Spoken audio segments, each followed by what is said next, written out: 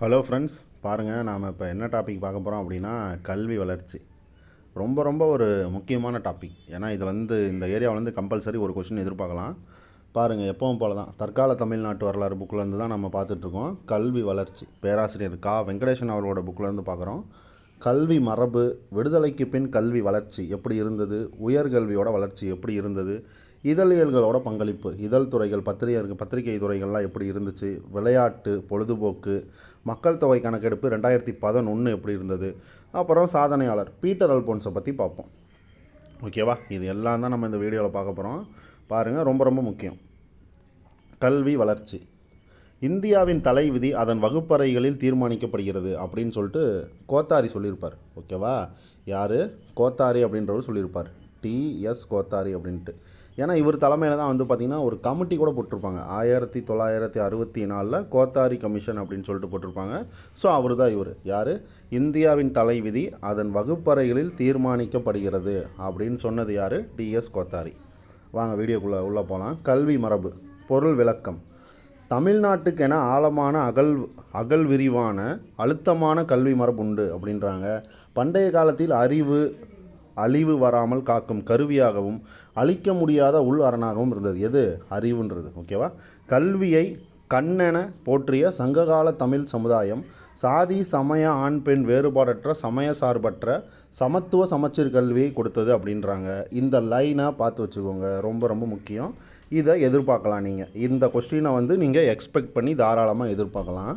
பற்பல நானும் பழுதின்றி பாங்குடைய கற்றலின் கால் இனியனில் அப்படின்னு எந்த நூல் சொல்லியிருக்கோம் அப்படின்னா இனியவை 40 அப்படின்ற நூல் சொல்லியிருக்கும். இந்த கொஸ்டினை நீங்கள் எதிர்பார்க்கலாம். ஓகேவா? குரூப் 2 எக்ஸாமுக்கு தாராளமாக நீங்கள் எதிர்பார்க்கலாம். பாருங்கள், பற்பல நானும் பழுதின்றி பாங்குடைய கற்றலின் கால் இனிய நில் இப்படின்னு சொன்னது இனியவை 40.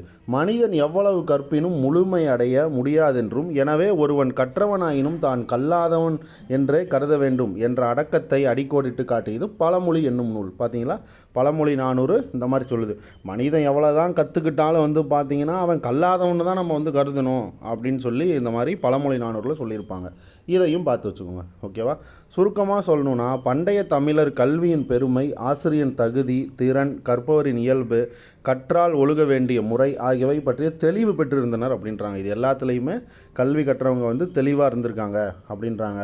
களப்பிரர் காலத்தில் சமய பூசல்கள் மேலோங்கி இருந்த போதிலும் சமணர்களும் பௌத்தர்களும் பிறப்பினால் உயர்வு தாழ்வு காணாமை, புலால் உண்ணாமை, கொல்லாமை பற்றி அவர்கள் அனைவரும் நடத்திய பள்ளிகளில் கற்பிக்கப்பட்டன. பார்த்தீங்களா?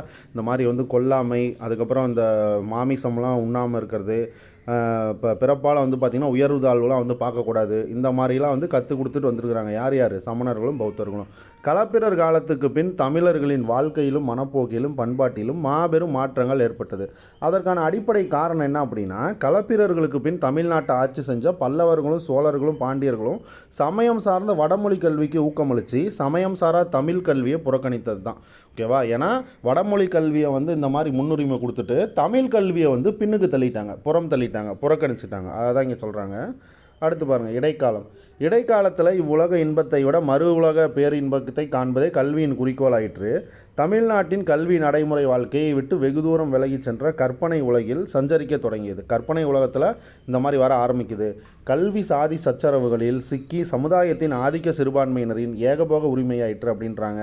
அதன் விளைவாக தான் தமிழ்நாட்டில் கல்வி பிற்படுத்தப்பட்ட வகுப்பார்களுக்கு தடை செய்யப்பட்ட கனியாக இருந்தது அப்படின்றாங்க. கல்வி பிற்பட்ட மக்களுக்கும் பிற்படுத்தப்பட்டோர் மக்களுக்கும் இந்த மாதிரி கல்வி ஒரு தடை செய்யப்பட்ட கனியாக இருந்தது அப்படின்னு சொல்லிட்டு வர்ணித்து சொல்கிறாங்க. தற்காலம், இப்போ இருக்கக்கூடிய காலத்தில் சொல்கிறாங்க என்னன்னு, மேலை நாடுகளிலிருந்து தமிழ்நாட்டுக்கு வந்த கிறித்துவ சமய பரப்பாளர்கள் தமிழ் சமுதாயத்தை இந்த இரும்பு வளையத்திலிருந்து மீட்டனர். பாருங்கள், கிறித்துவ சமய பரப்பாளர்கள் தான் தமிழ் சமுதாயத்தை இவங்ககிட்ட மீட்டாங்க அப்படின்னு சொல்லி சொல்கிறாங்க. யார்? கிறித்துவ சமய பரப்பாளர்கள். அந்த மக்கள் பார்த்திங்கன்னா எல்லாத்தையுமே, ஓகேவா, கிறித்துவ பரப்பாளர்கள் மக்கள் அனைவரையும் கர்த்தரின் குழந்தைகளாக கருதி குறிப்பாக ஏழை எளிய புறக்கணிக்கப்பட்ட புறம் தள்ளப்பட்ட குழந்தைகள் அனைவருக்கும் கல்வி கொடுத்தனர். பார்த்தீங்களா? இந்த மாதிரி யாரெல்லாம் புறக்கணிக்கப்பட்டவங்களாக இருக்கிறாங்களோ அவங்கள எல்லாத்தையும் கூப்பிட்டு, ஏழை எளிய மக்களும் எல்லாத்தையும் கூப்பிட்டு அவங்களோட குழந்தைங்களுக்கு கல்வியை கொடுத்துருக்குறாங்க. யார்? இந்த கிறிஸ்துவ சமய பரப்பாளர்கள் இந்த மாதிரி பண்ணியிருக்காங்க. சமுதாயத்தின் விளிம்புக்கு தள்ளப்பட்ட தமிழர்கள் விழிப்புணர்வு பெற்றனர், கல்வியின் பயனை பெற்றனர். ஆங்கிலேயரின் வருகைக்கு பின்னர் தமிழ் தமிழ்நாட்டின் கல்வி மறுசீரமைக்கப்பட்டு முறைப்படுத்தப்பட்டு நடைமுறைப்படுத்தப்பட்டது. தற்கால தமிழகம் உருவாயிற்று அப்படின்றாங்க. ஓகேவா? ஏன்னா வந்து பார்த்திங்கன்னா ஆங்கிலேயர் வந்ததுக்கப்புறம் நிறையா அந்த மாதிரி இதெல்லாம் கொண்டு வருவாங்க. சார்ல்ஸ் வுட்ஸ் அறிக்கை, அதுக்கப்புறம் மெக்காலே கல்விக்குழு, இந்த மாதிரிலாம் நிறையா கொண்டுட்டு வருவாங்க. ஓகேவா? அதனால் அதுக்கப்புறம் தான் வந்து பார்த்திங்க அப்படின்னா தமிழ்நாட்டில் வந்து இந்த மாதிரி கல்வியே வந்து சீரமைக்கப்பட்டுச்சு அப்படின்றாங்க. இப்போ கூட பார்ப்போம், இந்தியாவில் வந்து தேசிய கல்விக்குழு போட்டிருப்பாங்க. அதே மாதிரி தமிழ்நாட்டிலையும் பார்த்திங்க அப்படின்னா இந்த மாதிரி வந்து தமிழ் மாநில கல்விக்குழுன்னு சொல்லிட்டு போட்டிருப்பாங்க. அதெல்லாம் நிறையா அந்த மாதிரி வந்துட்டுருக்கு. அடுத்து பாருங்கள், விடுதலைக்கு பின் கல்வி வளர்ச்சி மாபெரும் மாற்றம். இந்தியா விடுதலை பெற்ற பின்னர் கல்வி வளர்ச்சிக்கு முன்னுரிமை அளிக்கப்பட்டது. கல்வி இந்தியாவின் சமூக, பொருளாதார, அரசியல், அறிவியல் மாற்றங்களை ஏற்படுத்துவதற்கான பலமிக்க கருவியாக கருதப்பட்டது. எது? கல்வி தான். அந்த மாதிரி சமூகம், பொருளாதாரம், இது எல்லாத்துக்குமே கல்வி தான் ஒரு ஸ்ட்ராங்கான கருவி அப்படின்னு சொல்கிறாங்க. நாட்டு ஒருமைப்பாடு, சமூக நீதி, சமதர்ம பொருளாதாரம், சமயச்சார்பின்மை, மனித பொருள் வளங்களை பயன்படுத்துதல், இந்த மாதிரி வந்து உணவு உற்பத்தியில் தன்னிறைவு, தொழில்மயமாக்கல், அறிவியல் தொழில்நுட்ப வளர்ச்சி, அனைவருக்கும் தரமான கல்வி போன்ற உயரிய குறிக்கோள்களை மனதில் கொண்டு இந்திய கல்வி முறையில் மாபெரும் மாற்றங்களை கொண்டு வருவதற்கான முயற்சிகள் மேற்கொள்ளப்பட்டன. ஏன்னா இந்திய கல்வி முறையில் இந்த மாதிரி நிறைய மாற்றங்கள் கொண்டுட்டு வரணும் அப்படின்னு சொல்லிட்டு மேற்கொண்டிருப்பாங்க. அதை தான் இங்கே சொல்கிறாங்க. பாருங்கள், இந்த கல்வி கமிஷன் இந்த ஏரியா வந்து ரொம்ப ரொம்ப முக்கியம். இதை வந்து நீங்கள் பார்த்து வச்சுக்கோங்க. ஏன் சொல்கிறேன் அப்படின்னா, இந்த கல்வி கமிஷன்லேருந்து கொஸ்டின் கேட்டுகிட்டே இருக்காங்க. ஸோ இதை பார்த்து வச்சுக்கோங்க. ஏன்னா ராதாகிருஷ்ணன் கமிட்டி வரும், அதுக்கப்புறம் லட்சுமணசாமி முதலியார் கமிட்டி வரும், டிஎஸ் கோத்தாரி கல்வி கமிஷன் வரும். இது எல்லாமே வந்து பார்த்திங்கன்னா எக்ஸாம் பாயிண்ட் ஆஃப் வியூவில் நம்ம ஸ்கிப் பண்ண முடியாத ஏரியா. ஓகேவா? பாருங்கள், கல்விக்கான கமிஷன்கள். நடுவண் அரசு வந்து பார்த்திங்கன்னா அமைத்த டாக்டர் எஸ் ராதாகிருஷ்ணன் கமிஷன் 1948 அன்றைய இந்தியாவில் பிற்படுத்தப்பட்ட உயர்கல்வி முறையை வரலாற்று கண்ணோட்டத்துடன் மதிப்பீடு செய்து பல ஆக்கப்பூர்வமான பரிந்துரைகளை செய்தது. அப்போ ராதாகிருஷ்ணன் கமிட்டி எப்போ போட்டிருப்பாங்க? 1948 ராதாகிருஷ்ணன் கமிட்டி போட்டிருப்பாங்க. ஓகேவா? இதெல்லாம் வந்து பார்த்திங்கன்னா மேட்சிட்டில் நமக்கு கேட்கலாம். சரியா? 1948 டாக்டர் ராதாகிருஷ்ணன் கமிட்டி. அடுத்து பார்த்திங்கன்னா அதே போன்று doctor A Lakshmanaswami Mudaliar commission 1953 போட்டு இந்திய இடைநிலை கல்வியை மறுசீரமைப்பது பரிந்துரை செய்தது. பார்த்தீங்களா? இந்திய கல்வி முறை வந்து எப்படி மறுசீரமைப்பு பண்ணலான்னு சொல்லி அதுக்கான பரிந்துரையை இந்த கமிஷன் சொல்லுது. எந்த கமிஷனு? நம்ம லட்சுமணசாமி முதலியார் கமிஷன். ஓகேவா? லட்சுமணசாமி முதலியார் கமிஷன் வந்து இந்த மாதிரி சொல்கிறாங்க. இது எப்போ போட்டிருப்பாங்க? 1953. ஓகேவா? நல்லா பார்த்து வச்சுக்கோங்க. 1948 அப்படின்னா டாக்டர் ராதாகிருஷ்ணன் கமிட்டி, அதுக்கப்புறம் லட்சுமணசாமி முதலியார் கமிட்டினா 1953. ஓகேவா? இது ரெண்டுத்தையும் பார்த்து வச்சுக்கோங்க. அடுத்து பாருங்கள், அதன் பின் அமைக்கப்பட்ட டிஎஸ் கோத்தாரி கல்வி கமிஷன் இந்திய கல்வி முறையின் அனைத்து நிலைகளிலும் துறைகளிலும் மேற்கொள்ள வேண்டிய நடவடிக்கை, அதுக்கப்புறம் மறுசீரமைப்பு நடவடிக்கை, இது எல்லாத்தையும் பற்றி பரிந்துரை செய்யுது. எப்போ? 1964. நம்ம முன்ன தான் பார்த்தோம். டிஎஸ் கோத்தாரி கல்விக்குழு எப்போ போட்டிருப்பாங்க? 1964. இதையும் பார்த்து வச்சுக்கோங்க. இதுக்கப்புறம் பார்த்தீங்க அப்படின்னா 1986 அறிமுகப்படுத்தப்பட்ட புதிய கல்விக் கொள்கை இந்தியாவை 21ஆம் நூற்றாண்டுக்கு கொண்டு செல்வதற்கான கல்வி திட்டத்தை கொடுத்தது. பார்த்தீங்களா? இதுக்கப்புறம் புதிய கல்விக் கொள்கைன்னு கேட்டாங்க அப்படின்னா நம்ம 1986 பொண்ணும். ஓகேவா? இது வந்து நமக்கு ரொம்ப ரொம்ப முக்கியம். சரியா? பார்த்து வச்சுக்கோங்க. புதிய கல்விக் கொள்கை எப்போ அப்படின்னா 1986. ஓகே. அடுத்து பாருங்கள், இவற்றுக்கிடையில் அரசியலமைப்பு சட்டம் இந்திய குடிமக்கள் அனைவருக்கும் கல்வியை அடிப்படை உரிமையாக்கியது. இந்த சட்டத்தின் வழிகாட்டு விதிகள் 14 வயது வரை அனைத்து குழந்தைகளுக்கும் கட்டாய கல்வி அளிக்க வேண்டும் என்பதை அடிக்கோடிட்டு காட்டியது அப்படின்றாங்க. ஏன் அப்படின்னா கான்ஸ்டியூஷன்லேயே வந்து பார்த்தீங்க அப்படின்னா சொல்லியிருப்பாங்க. ஓகேவா? அடுத்து பாருங்கள், துவக்கத்தில் தமிழ்நாட்டின் கல்விக் கொள்கை மேற்கண்ட முற்போக்கு நடவடிக்கையின் விளைவாக இருந்துச்சு அப்படின்றாங்க. அடுத்து பாருங்கள், கல்வியின் குறிக்கோள்கள். கேடில் விழுச்செல்வம் கல்வி. கல்வி மனிதவள மேம்பாட்டுக்கான அடித்தளம். கல்வி தான் வந்து மனிதவள மேம்பாட்டுக்கான அடித்தளம். கல்வியால் மட்டுமே கற்றறிந்த சமுதாயத்தை உருவாக்கி மனித வளத்தை வளர்த்து சமத்துவம், சகோதரத்துவம், கருத்து சுதந்திரம், சமூக நீதி, சர்வோதய சமுதாயம், மக்களாட்சி முறை போன்ற உயரிய இலக்குகளை எட்ட முடியும். எதால்? கல்வியால் மட்டும்தான் இதெல்லாம் அடைய முடியும் அப்படின்றாங்க. மனித மேம்பாட்டு குறியீடுகளில் ஒன்று எழுத்தறிவாகும். அனைவருக்கும் அடிப்படை கல்வி விரும்புவோருக்கு உயர்நிலை, கல்லூரி, தொழிற்கல்வி, தொழில்நுட்ப அறிவு, ஆற்றல் பயிற்சி, தேர்ச்சி, இது எல்லாம் பெற்ற தொழிலாளர்கள், பணியாளர்களை உருவாக்குறதுக்கு அறிவியல் அணுகுமுறை, அப்புறம் விஞ்ஞான மனப்பான்மையை விரிவுபடுத்துறது, இது எல்லாமே கல்வியோட குறிக்கோள் அப்படின்றாங்க. பார்த்தீங்களா? இந்த மாதிரி மேற்படி படிக்கிறது, அவங்களோட தொழில்நுட்ப அறிவை வளர்த்துக்கிறது, அதுக்கப்புறம் கணித மனப்பான்மையை வளர்த்துக்கிறது, விஞ்ஞான மனப்பான்மையை விரிவு பண்ணுறது, இது எல்லாத்துக்குமே வந்து எது தான் முக்கியம்? கல்வி தான் வந்து முக்கியம். கல்வியோட குறிக்கோள் தான் இது எல்லாம் அப்படின்றாங்க. கல்வியை பயனுள்ள வளமான வாழ்க்கையின் நுழைவாயில் அப்படின்றாங்க. கல்வி தான் வந்து பார்த்திங்கன்னா வளமான வாழ்க்கையோட நுழைவாயில் அப்படின்னு சொல்கிறாங்க. பார்த்து வச்சுக்கோங்க. அடுத்து பாருங்கள், துவக்க கல்வி. பள்ளி கல்வியில் துவக்க கல்வி இந்த ஏரியாவை பார்த்து வச்சுக்கோங்க. ஏன்னா மதிய உணவு திட்டம்லாம் அதில் சொல்லியிருப்பாங்க, பார்த்து வச்சுக்கோங்க. என்ன சொல்கிறாங்க, இந்தியா விடுதலைக்கு பின்னர் அனைவருக்கும் கல்வி, ஓகேவா, அனைவருக்கும் கல்வி என்ற கொள்கை மத்திய மாநில அரசால் ஏற்றுக்கொள்ளப்பட்டது. 6 முதல் 14 வயது வரை உள்ள குழந்தைகளை பள்ளியில் சேர்த்து தக்க வைத்து துவக்க கல்வி அளிப்பதற்கான முயற்சிகள் மேற்கொள்ளப்பட்டன. இந்த குறிக்கோளை எட்டுவதற்காக தமிழ்நாட்டில் 1 கிலோமீட்டர் சுற்றளவில் 300க்கும் மேற்பட்ட மக்கள் தொகை கொண்ட சிற்றூர்கள் அனைத்திலும் பள்ளிகள் திறக்கப்பட்டன. பார்த்தீங்களா, 1 கிலோமீட்டர் சுற்றளவில் 300க்கும் மேற்பட்ட மக்கள் தொகை இருந்துச்சு அப்படின்னா அங்கே கண்டிப்பாக ஒரு ஸ்கூல் வந்து ஓப்பன் பண்ணணும். ஓகேவா, 300க்கும் மேற்பட்ட மக்கள் தொகை இருந்ததுன்னா அங்கே கண்டிப்பாக ஸ்கூல் வந்து ஓப்பன் பண்ணணும் அப்படின்னு சொல்லி இந்த மாதிரி சிற்றூர்களெல்லாம் பள்ளிக்கூடம் வந்து ஓப்பன் பண்ணியிருக்கிறாங்க. ஓகேவா, பிள்ளைகள் பள்ளிகளில் சேர்ந்து தொடர்ந்து படிப்பதற்காக மதிய உணவு திட்டத்தையும் படிப்படியாக வந்து விரிவுபடுத்தி செறிவூட்டப்பட்டு பின்பற்றப்பட்டு வருகிறது அப்படின்றாங்க. எப்போ பார்த்தோம், 1955 காமராஜர் வந்து பார்த்திங்கன்னா மதிய உணவு திட்டத்தை வந்து கொண்டுட்டு வந்து 1956 அது இம்ப்ளிமெண்ட் பண்ணியிருப்பார். ஓகேவா, 56 அதை இம்ப்ளிமெண்ட் பண்ணியிருப்பார், நடைமுறை கொண்டு வந்திருப்பார். அதுக்கப்புறம் பார்த்தீங்க அப்படின்னா எம்ஜிஆர் வந்து என்ன பண்ணுவார், அதை வந்து 1982 சத்துணவு திட்டமாக வந்து அதை வந்து மாற்றிடுவார். ஓகேவா, இவங்க 2 பேர்த்துக்கு முன்னாடியே நீதி கட்சி என்ன பண்ணுவாங்க, 1920 காலகட்டத்தில் வந்து 1921 இந்த காலகட்டத்தில் வந்து பார்த்தீங்க அப்படின்னா என்ன பண்ணுவாங்கன்னா நம்ம பிடி தியாகராய ரெட்டியார் என்ன பண்ணுவார், 1000 விளக்கு அப்படின்ற ஒரு பகுதியில் வந்து மதிய உணவு திட்டத்தை வந்து இந்த மாதிரி செயல்படுத்தி பார்ப்பார். ஓகேவா, இவருக்கும் முன்னோடியான யார், நம்ம அயோத்திதாச பண்டிதர் வந்து பார்த்தீங்க அப்படின்னா இவருக்கும் முன்னோடி. ஏன் அப்படின்னா நம்ம பிடி தியாகராயருக்கு முன்னாடியே அயோத்திதாச பண்டிதர் வந்து பார்த்திங்கன்னா நீலகிரியில் அந்த மதிய உணவுக்கான திட்டத்தை வந்து ஏற்பாடு பண்ணுறதா அந்த மாதிரி பேசியிருப்பார். ஓகேவா, மதிய உணவு திட்டத்தை ஏற்பாடு பண்ணுறதா பேசியிருப்பார். பட் ஆனால் வந்து அதை வந்து அவரால் செயல்படுத்த முடியாத போயிருக்கும். அதுக்கப்புறம் தான் வந்து பார்த்திங்கன்னா இவர் வந்து அதை வந்து நிறைவேற்றிடுவார். யார், நம்ம பிடி தியாகராயர். ஓகேவா, சரி, அடுத்து பாருங்கள்.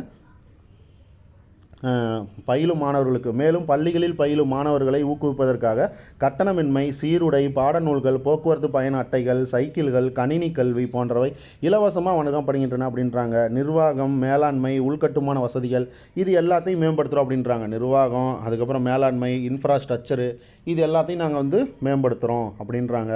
மாவட்ட கல்வி தொடக்கம் பாருங்கள், மாவட்ட கல்வி தொடக்கத்தில் என்ன சொல்கிறாங்கன்னு, பள்ளிகளில் கல்வி கொடுக்கப்பட்டால் மட்டும் போதாது, அது தரமானதாகவும் இருக்க வேண்டும் அப்படிங்கிறதுக்காக அதை மனசில் கொண்டு முதல் கட்டமாக பார்த்தீங்கன்னா 1994 to 1995 காலகட்டத்தில் ஓகேவா 4 மாவட்டங்களில், அதே மாதிரி 2ஆம் கட்டமாக 1997 1998 வரைக்கும் ஒரு 3 மாவட்டத்தில் வந்து பார்த்திங்கன்னா தொடக்க கல்வி திட்டத்தை அறிமுகப்படுத்துகிறாங்க. ஓகேவா, என்ன திட்டம், தொடக்க கல்வி திட்டம் அப்படின்ற ஒரு திட்டத்தை அறிமுகப்படுத்துகிறாங்க.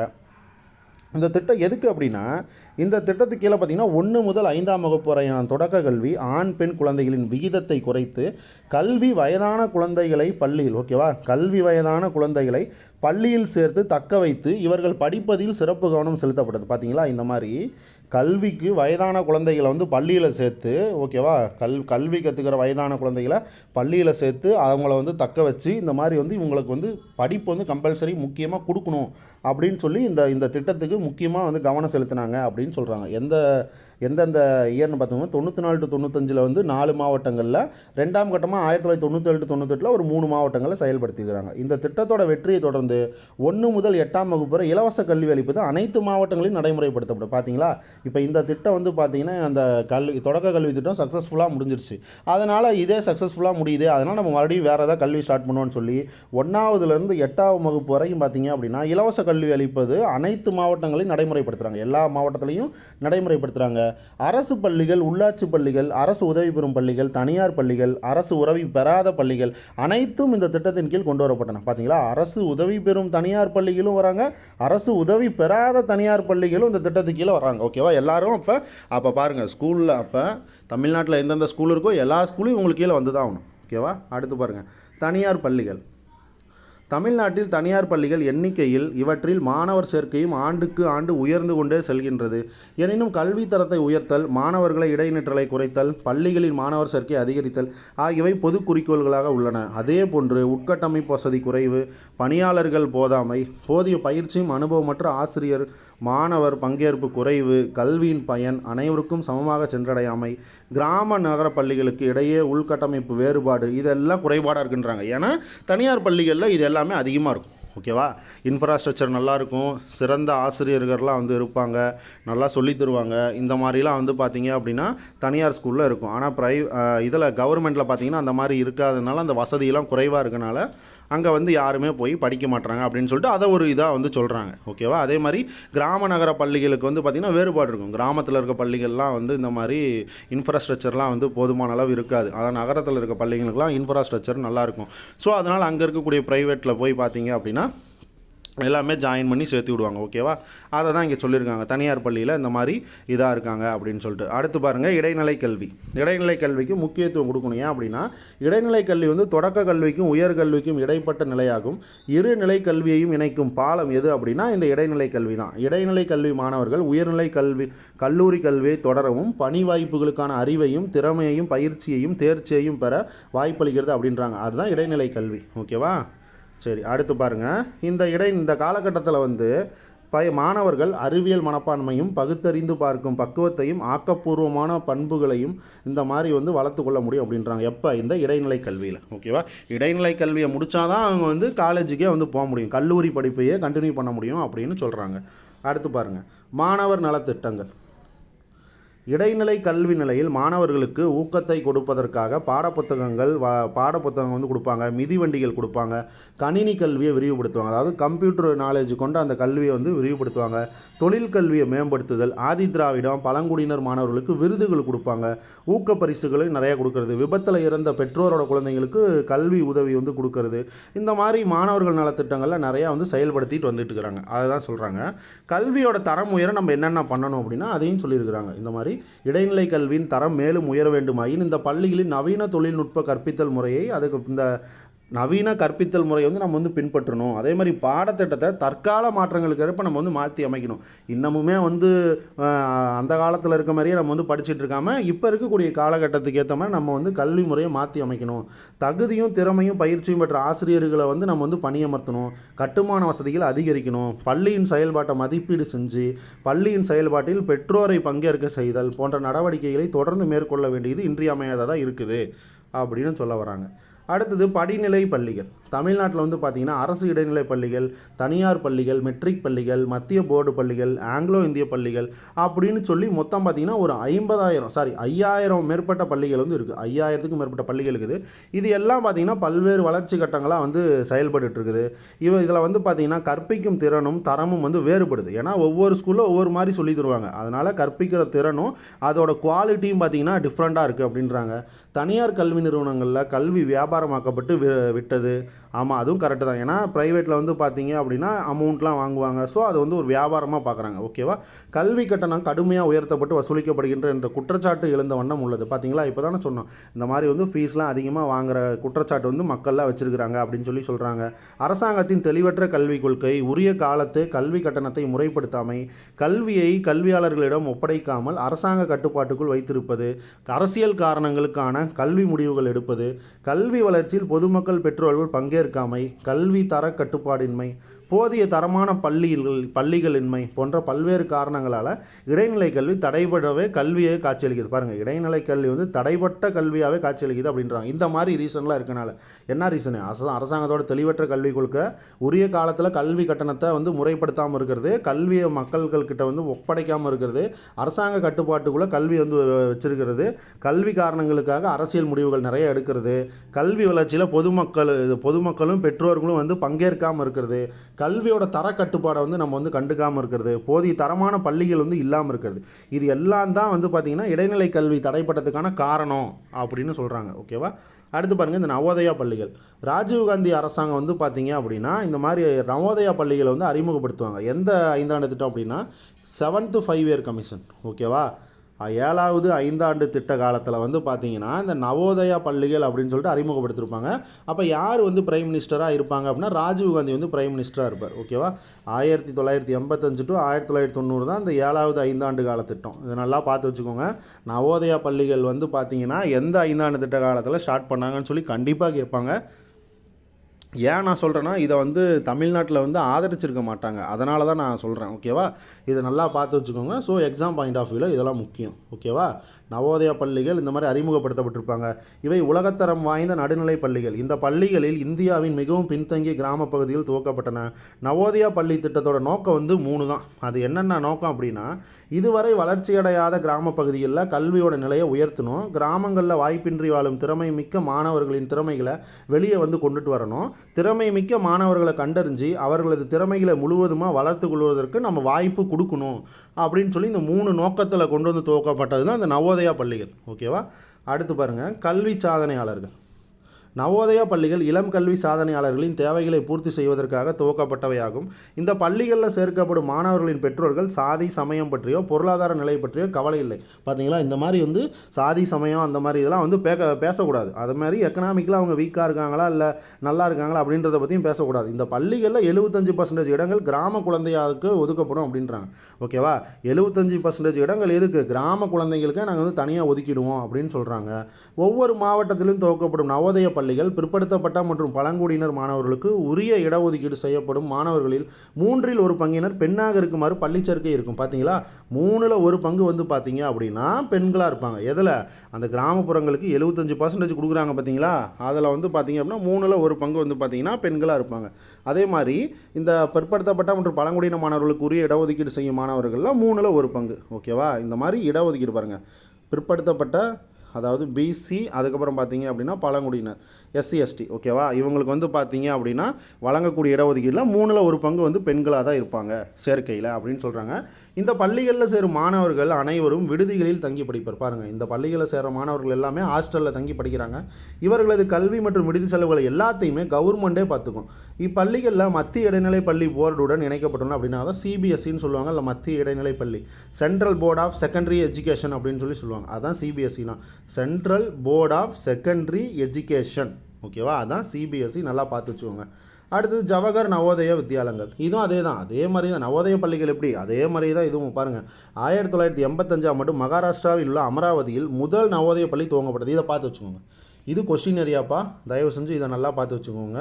ஓகேவா, 1985 முதல்ல வந்து பார்த்திங்கன்னா மகாராஷ்டிராவில் உள்ள அமராவதியில் தான் முதல் நவோதய பள்ளி வந்து பார்த்திங்கன்னா தொடங்கினாங்க. ஓகேவா, எப்போது 1985 மகாராஷ்டிராவில் முதல் நவோதய பள்ளி தொடங்குறாங்க. எந்த நவோதய பள்ளி, ஜவஹர் நவோதய வித்யாலயங்கள். அதை அந்த பள்ளிக்கூடத்தை என்ன சொல்கிறாங்க, ஜவஹர் நவோதய வித்யாலயங்கள் அப்படின்றாங்க. இந்த பள்ளிகள் தமிழ்நாட்டை தவிர பிற மாநிலங்கள் எல்லாத்துலேயும் செயல்பட்டு வருதுன்றாங்க. ஏன் அப்படின்னா, தமிழ்நாட்டில் இருமொழி கொள்கை தான் ஃபாலோ பண்ணுவாங்க. மும்மொழி கொள்கை வந்து தமிழ்நாட்டில் ஃபாலோ பண்ண மாட்டாங்க. மும்மொழி கொள்கைனா வந்து பார்த்திங்கன்னா தமிழ் இங்கிலீஷை தவிர ஹிந்தி தான் இருக்கணும் அப்படின்றதெல்லாம் கட்டாயம் கிடையாது. மும்மொழி கொள்கைனா ஏதாவது ஒரு 3 லாங்குவேஜ் இருக்கலாம். ஓகேவா, ஆனால் ஹிந்தி தான் கம்பல்சரி வரணும் அப்படின்றதெல்லாம் கிடையாது. பட் இந்த இடத்துல சொல்கிறாங்க பாருங்கள், திராவிட கட்சிகளின் இருமொழி கொள்கை காரணமாக இந்த பள்ளிகளில் தமிழ்நாட்டில் அனுமதிக்கப்படவில்லை அப்படின்றாங்க. ஓகேவா, ஏன்னா நம்ம இருமொழி கொள்கை தான் இதனால் வரைக்கும் ஃபாலோ பண்ணிட்டு வந்துட்டுருக்கோம். அதனால் வந்து இந்த மாதிரி சொல்லியிருக்காங்க. நவோதய பள்ளிகளின் மும்மொழி கொள்கை பின்பற்றப்படுகிறது என்பது குறிப்பிடத்தக்கது. பார்த்தீங்களா, நவோதய பள்ளிகளில் வந்து மும்மொழி கொள்கையை வந்து பின்பற்றுறாங்க. அதனால தான் இந்த மாதிரி தமிழ்நாட்டில் வந்து அதை ஆதரிக்கலை. 3வது மொழி இந்தியாகத்தான் இருக்க வேண்டும் என்ற கட்டாயம் இல்லை. பார்த்தீங்களா, மும்மொழி லாங்குவேஜில் மூணாவது லாங்குவேஜ் வந்து பார்த்தீங்க அப்படின்னா ஹிந்தியாக தான் இருக்கணும், கட்டாயம் இல்லை, எது வரை வேணாலும் இருக்கலாம். ஓகேவா, இருப்பினும் இன்று வரை திராவிட கட்சிகளின் அரசு இதில் ஆர்வம் காட்டவில்லை. இந்நிலையில் கடையநல்லூர் காங்கிரஸ் சட்டப்பேரவை உறுப்பினர் பீட்டர் அல்போன்ஸ் ஒருவர் மட்டுமே நவோதய பள்ளிகள் தமிழ்நாட்டில் துவக்க வேண்டும் என்று தொடர்ந்து குரல் கொடுத்து வருகிறார். அவரது குரல் செயல் வடிவம் பெற்றது என நம்பலாம் அப்படின்றாங்க. பார்த்தீங்களா, இந்த பீட்டர் அல்போன்ஸ் மட்டும்தான் வந்து பார்த்தீங்க அப்படின்னா என்ன சொல்லிட்டு இருக்காரு, இந்த மாதிரி தமிழ்நாட்டிலே நவோதய பள்ளிகள் கொண்டு வாங்க, தமிழ்நாடும் கொஞ்சம் வந்து உயரும் அப்படின்னு சொல்லிட்டு ஒரு எண்ணத்தில் வந்து அவர் சொல்கிறார். ஆனால் அப்பையும் அதை வந்து பார்த்திங்கன்னா யார், கவர்மெண்ட் வந்து பார்த்திங்கன்னா அதை கேட்க மாட்டாங்க. ஏன்னா திராவிட கட்சிகள்லாம் திராவிட மாடல் ஆட்சியை ஃபாலோ பண்ணிகிட்டு இருக்கனால ஸோ அதை வந்து வேணாம்பாங்க. ஏன்னா நம்ம என்ன பண்ணிகிட்ருக்கோம், இருமொழி கொள்கை தான் வந்து தமிழ்நாடு வந்து ஃபாலோ பண்ணிகிட்ருக்கு. ஓகேவா, இருமொழி கொள்கை தான் வந்து தமிழ்நாடு ஃபாலோ பண்ணிகிட்ருக்கு. ஸோ அதனால் மும்மொழி கொள்கையை நாங்கள் ஃபாலோ பண்ண மாட்டோம் அப்படின்னு சொல்லிட்டு இதை வந்து வெயிட்டிங்லேயே வச்சுருக்காங்க. அடுத்து பாருங்கள், சமச்சீர் கல்வி. முத்துக்குமரன் குழு ரொம்ப ரொம்ப முக்கியம். எக்ஸாம் பாயிண்ட் ஆஃப் வியூவில் ரொம்ப ரொம்ப ரொம்ப ரொம்ப முக்கியம். ஓகேவா. முத்துக்குமரன் கமிட்டினாலே நம்ம கம்பல்சரி படிச்சிடணும். எப்போ போட்டிருப்பாங்க, 2006 வந்து பாரதிதாசன் பல்கலைக்கழக துணைவேந்தர் தான் வந்து இந்த முத்துக்குமரன். 2006 போட்டிருப்பாங்க. சமச்சீர் கல்வியை பற்றி ஆராய்ஞ்சு ஒரு 9 உறுப்பினர்கள் கொண்ட குழுவை வந்து அமைப்பாங்க கவர்மெண்ட்டு. பாருங்கள் கொடுத்துருக்காங்க. தமிழக அரசு 2006 செப்டம்பர் மாதம் முன்னாள் பாரதிதாசன் பல்கலைக்கழக துணைவேந்தர் டாக்டர் எஸ் முத்துக்குமரன் தலைமையின் கீழ் சமச்சீர் கல்வி பற்றி ஆராய்வதற்காக 9 உறுப்பினர்களை கொண்ட ஒரு குழுவை அமைத்தது. பார்த்தீங்களா, 2006 செப்டம்பர் மாதம் இந்த மாதிரி ஒரு 9 உறுப்பினர்கள் கொண்ட ஒரு குழுவை அமைக்கிறாங்க. தலைவர் யார், எஸ் முத்துக்குமரன். ஓகேவா. இந்த குழுவோட நோக்கம் என்னென்னா, மாநிலத்தில் பல்வேறு பிரிவு பள்ளிகளில் அரசு போர்டு பள்ளிகள், மத்திய போர்டு மெட்ரிக் பள்ளிகள், மெட்ரிகுலேஷன் மற்றும் ஆங்கிலோ இந்தியன் பள்ளிகள் ஆகியவற்றில் ஒரே தரமான பாடத்திட்டத்தை நடைமுறைப்படுத்தல். பாருங்கள், எல்லாத்துலேயுமே கல்வி திட்டம் வந்து பார்த்திங்கன்னா ஒரே மாதிரி இருக்கணும். அதை விட்டுட்டு இங்கே வேறு மாதிரி படிக்கிறது, அங்கே வேறு மாதிரி படிக்கிறதுலாம் அப்படிலாம் இருக்கக்கூடாது. சமச்சீர்கள்னால் எல்லாத்துக்கும் சமமாக ஒரே மாதிரி கல்வி இருக்கணும், ஒரே மாதிரி சிலபஸும் இருக்கணும். அதை தான் சொல்கிறாங்க. சமச்சீர் கல்வி அளிப்பதற்கு வேண்டிய கட்டமைப்பு வசதிகளை கொடுக்கணும், ஆசிரியர் தரம் உயர்வு, அதுக்கப்புறம் தேர்வு முறைகள், இது எல்லாத்தையும் மேம்படுத்தணும் அப்படின்றாங்க. ஓகேவா. அடுத்து பாருங்கள், புரட்சிகரமான பரிந்துரைகள். முத்துக்குமரன் குழு வந்து பார்த்திங்கன்னா 2007 ஜூன் மாதம் அதோட அறிக்கையை சமர்ப்பிக்குது. பாருங்கள், 2006 செப்டம்பரில் போடுறாங்க. ஓகேவா. எப்போ கமிட்டி போடுறாங்க, 2006 செப்டம்பர் மாதம் கமிட்டியை போடுறாங்க. அது எப்போ ரிப்போர்ட் சப்மிட் பண்ணுது, 2007 ஜூன் மாதம் அதோட ரிப்போர்ட் சப்மிட் பண்ணுது. கிட்டத்தட்ட வந்து பார்த்திங்கன்னா ஒரு 10 ஆண்டு காலம். ஓகேவா. 10 மாத காலம், 11 மாத காலத்தில் வந்து இந்த மாதிரி ரிப்போர்ட்டை சப்மிட் பண்ணுறாங்க. இந்த அறிக்கையில் பார்த்திங்கன்னா பல புரட்சிகரமான பரிந்துரைகள் வந்து செய்கிறாங்க. என்னென்ன அப்படின்னா, தமிழ்நாடு பள்ளிக்கல்வி போர்டு, இந்த ஒருங்கிணைந்த போர்டின் கீழ் தமிழ்நாடு 6 கல்வி மண்டலங்களாக பிரிக்கப்பட்டு ஒவ்வொரு மண்டலமும் ஒரு இணைக்கல்வி இயக்குனரின் கீழ் பள்ளிக்கல்வியை வந்து தமிழை வந்து கற்பிக்கும் அப்படின்றாங்க. என்ன சொல்கிறாங்க, தமிழ்நாடு பள்ளிக்கல்வி போர்டு, இது தமிழ்நாடு ஸ்கூல் எஜுகேஷன் போர்டு அப்படின்னு சொல்லுவாங்க. ஓகேவா. TNSCB. ஓகேவா. அதை தான் சொல்கிறாங்க, SEB. ஓகேவா. இந்த ஒருங்கிணைந்த போர்டின் கீழே தான் தமிழ்நாடு 6 மண்டலங்களாக பிரித்து ஒவ்வொரு மண்டலமும் ஒரு இணைக்கல்வி இயக்குனரின் கீழே பள்ளிக்கல்வியை வந்து தமிழில் வந்து கற்பிக்குன்றாங்க. இந்த கல்வி போர்டு பல்கலைக்கழக கல்வி கவுன்சில் போல் செயல்படும் அப்படின்னாங்க. பல்கலைக்கழகங்கள் மானிய குழுன்னு சொல்லுவாங்கள்ல, அந்த மாதிரி பல்கலைக்கழக கவுன்சில் போர்டு மாதிரி இந்த மாதிரி இது செயல்படும் அப்படின்றாங்க. சிறார் பள்ளி கல்வி பொறுப்பை முழுமையாக அரசே ஏற்றுக்கொள்ள வேண்டும்ன்றாங்க. பார்த்தீங்களா, சிறார்களோட இந்த மாதிரி பள்ளி கல்வி பொறுப்பை வந்து அரசே கம்ப்ளீட்டாக ஏற்றுக்கணும் அப்படின்றாங்க. பள்ளி கல்வி தமிழில் கற்பிக்கப்படுதல் வேண்டும், பிற மொழிகளை தாய்மொழியாக கொண்டோர் இதிலிருந்து விளக்கப்படுவார். பார்த்தீங்களா, இந்த மாதிரி பள்ளி கல்வியை கம்ப்ளீட்டாக தமிழில் தான் வைக்கணுன்றாங்க. பிற மொழியை தாய்மொழியாக கொண்டவங்க வந்து இதிலேருந்து விலக்களிக்கப்படுவார் அப்படின்றாங்க. ஓகேவா. அவங்க வேணால் அவங்க லாங்குவேஜில் படிச்சிங்களா அப்படின்றாங்க. ஓகேவா. ஆனால் தமிழில் வந்து பார்த்தீங்க அப்படின்னா அப்போ இருக்கிறவங்க தமிழ் கம்பல்சரி படிக்கணும். ஆனால் வேறு லாங்குவேஜ் படிக்கிறவங்களுக்கு விதிவிலக்கு இருக்குது, நீங்கள் அந்த லாங்குவேஜ் நீங்கள் படிச்சிக்கலாம். ஓகேவா அப்படின்னு சொல்கிறாங்க. அடுத்து பாருங்கள், பாடப்புத்தகங்களின் தரம் உயர்த்தப்பட வேண்டும். ஒவ்வொரு பாடத்திட்டத்துக்கும் ஒன்றுக்கும் மேற்பட்ட பாடப்புத்தகங்கள் அங்கீகரிக்கப்பட வேண்டும். இவற்றிலிருந்து பாடப்புத்தகங்களை தெரிவு செய்யும் உரிமை பள்ளிகளுக்கு வழங்கப்பட வேண்டும். ஒவ்வொரு மாவட்டத்துக்கும் ஒரு தர அளவுப்பாட்டு பாடம் இருக்கலாம் அப்படின்றாங்க. ஓகேவா. ஸ்டாண்டர்ட் டெக்ஸ்ட் இருக்கலாம் அப்படின்றாங்க. பாருங்கள், ஒவ்வொரு தனி டிஸ்ட்ரிக்டும் வந்து பார்த்திங்கன்னா ஒரு தர அளவுப்பாட்டு பாடம் வந்து இருக்கலாம் அப்படின்றாங்க. தேர்வு முறை எப்படின்னா, சிறார் பள்ளிகளில் எழுத்துத் தேர்வுக்கு இடமில்லை. துவக்கப்பள்ளி கல்வியை பெறுவதற்கான எழுத்துத் தேர்வும் வாய்வழி தேர்வும் நடத்தப்படுவதற்கான மதிப்பெண்கள் பதிவும் செய்யப்பட வேண்டும் அப்படின்றாங்க. பாருங்கள், இந்த மாதிரி வந்து தேர்வு முறை எப்படி இருக்குன்னா, சிறார் பள்ளிகளில் எழுத்து தேர்வுக்கு இடம் கிடையாது. ஓகேவா. நம்ம எழுதுகிற மாதிரி எழுத்தேர்வுக்கு இடம் கிடையாது. அதே மாதிரி துவக்கப்பள்ளி கல்வியை பொறுத்தவரை எழுத்து தேர்வும் வாய்வழி தேர்வும் நடத்தப்பட்டு இதற்கான மதிப்பெண்கள் பதிவு செய்யப்பட வேண்டும் அப்படின்றாங்க. ஓகேவா. எழுத்து தேர்வும் நடக்கணும், வாய்வழி தேர்வும் ஓரல் எக்ஸாமினேஷன் நடக்கணும். இதெல்லாம் நடந்து முடிஞ்சதுக்கப்புறம் இந்த மாதிரி வந்து மதிப்பெண்கள் வந்து பதிவு நீங்கள் வந்து செய்யணும் அப்படின்னு சொல்கிறாங்க. தேர்வு அலகுகள் என்னென்னா எக்ஸாமினேஷன் மாடல்ஸ், இதில் என்ன சொல்கிறாங்கன்னா அதை வந்து தயாரிக்கணும். ஓகேவா. இந்த தேர்வு அலகுகள் வந்து தயாரிக்கப்படுதல் வேண்டும்.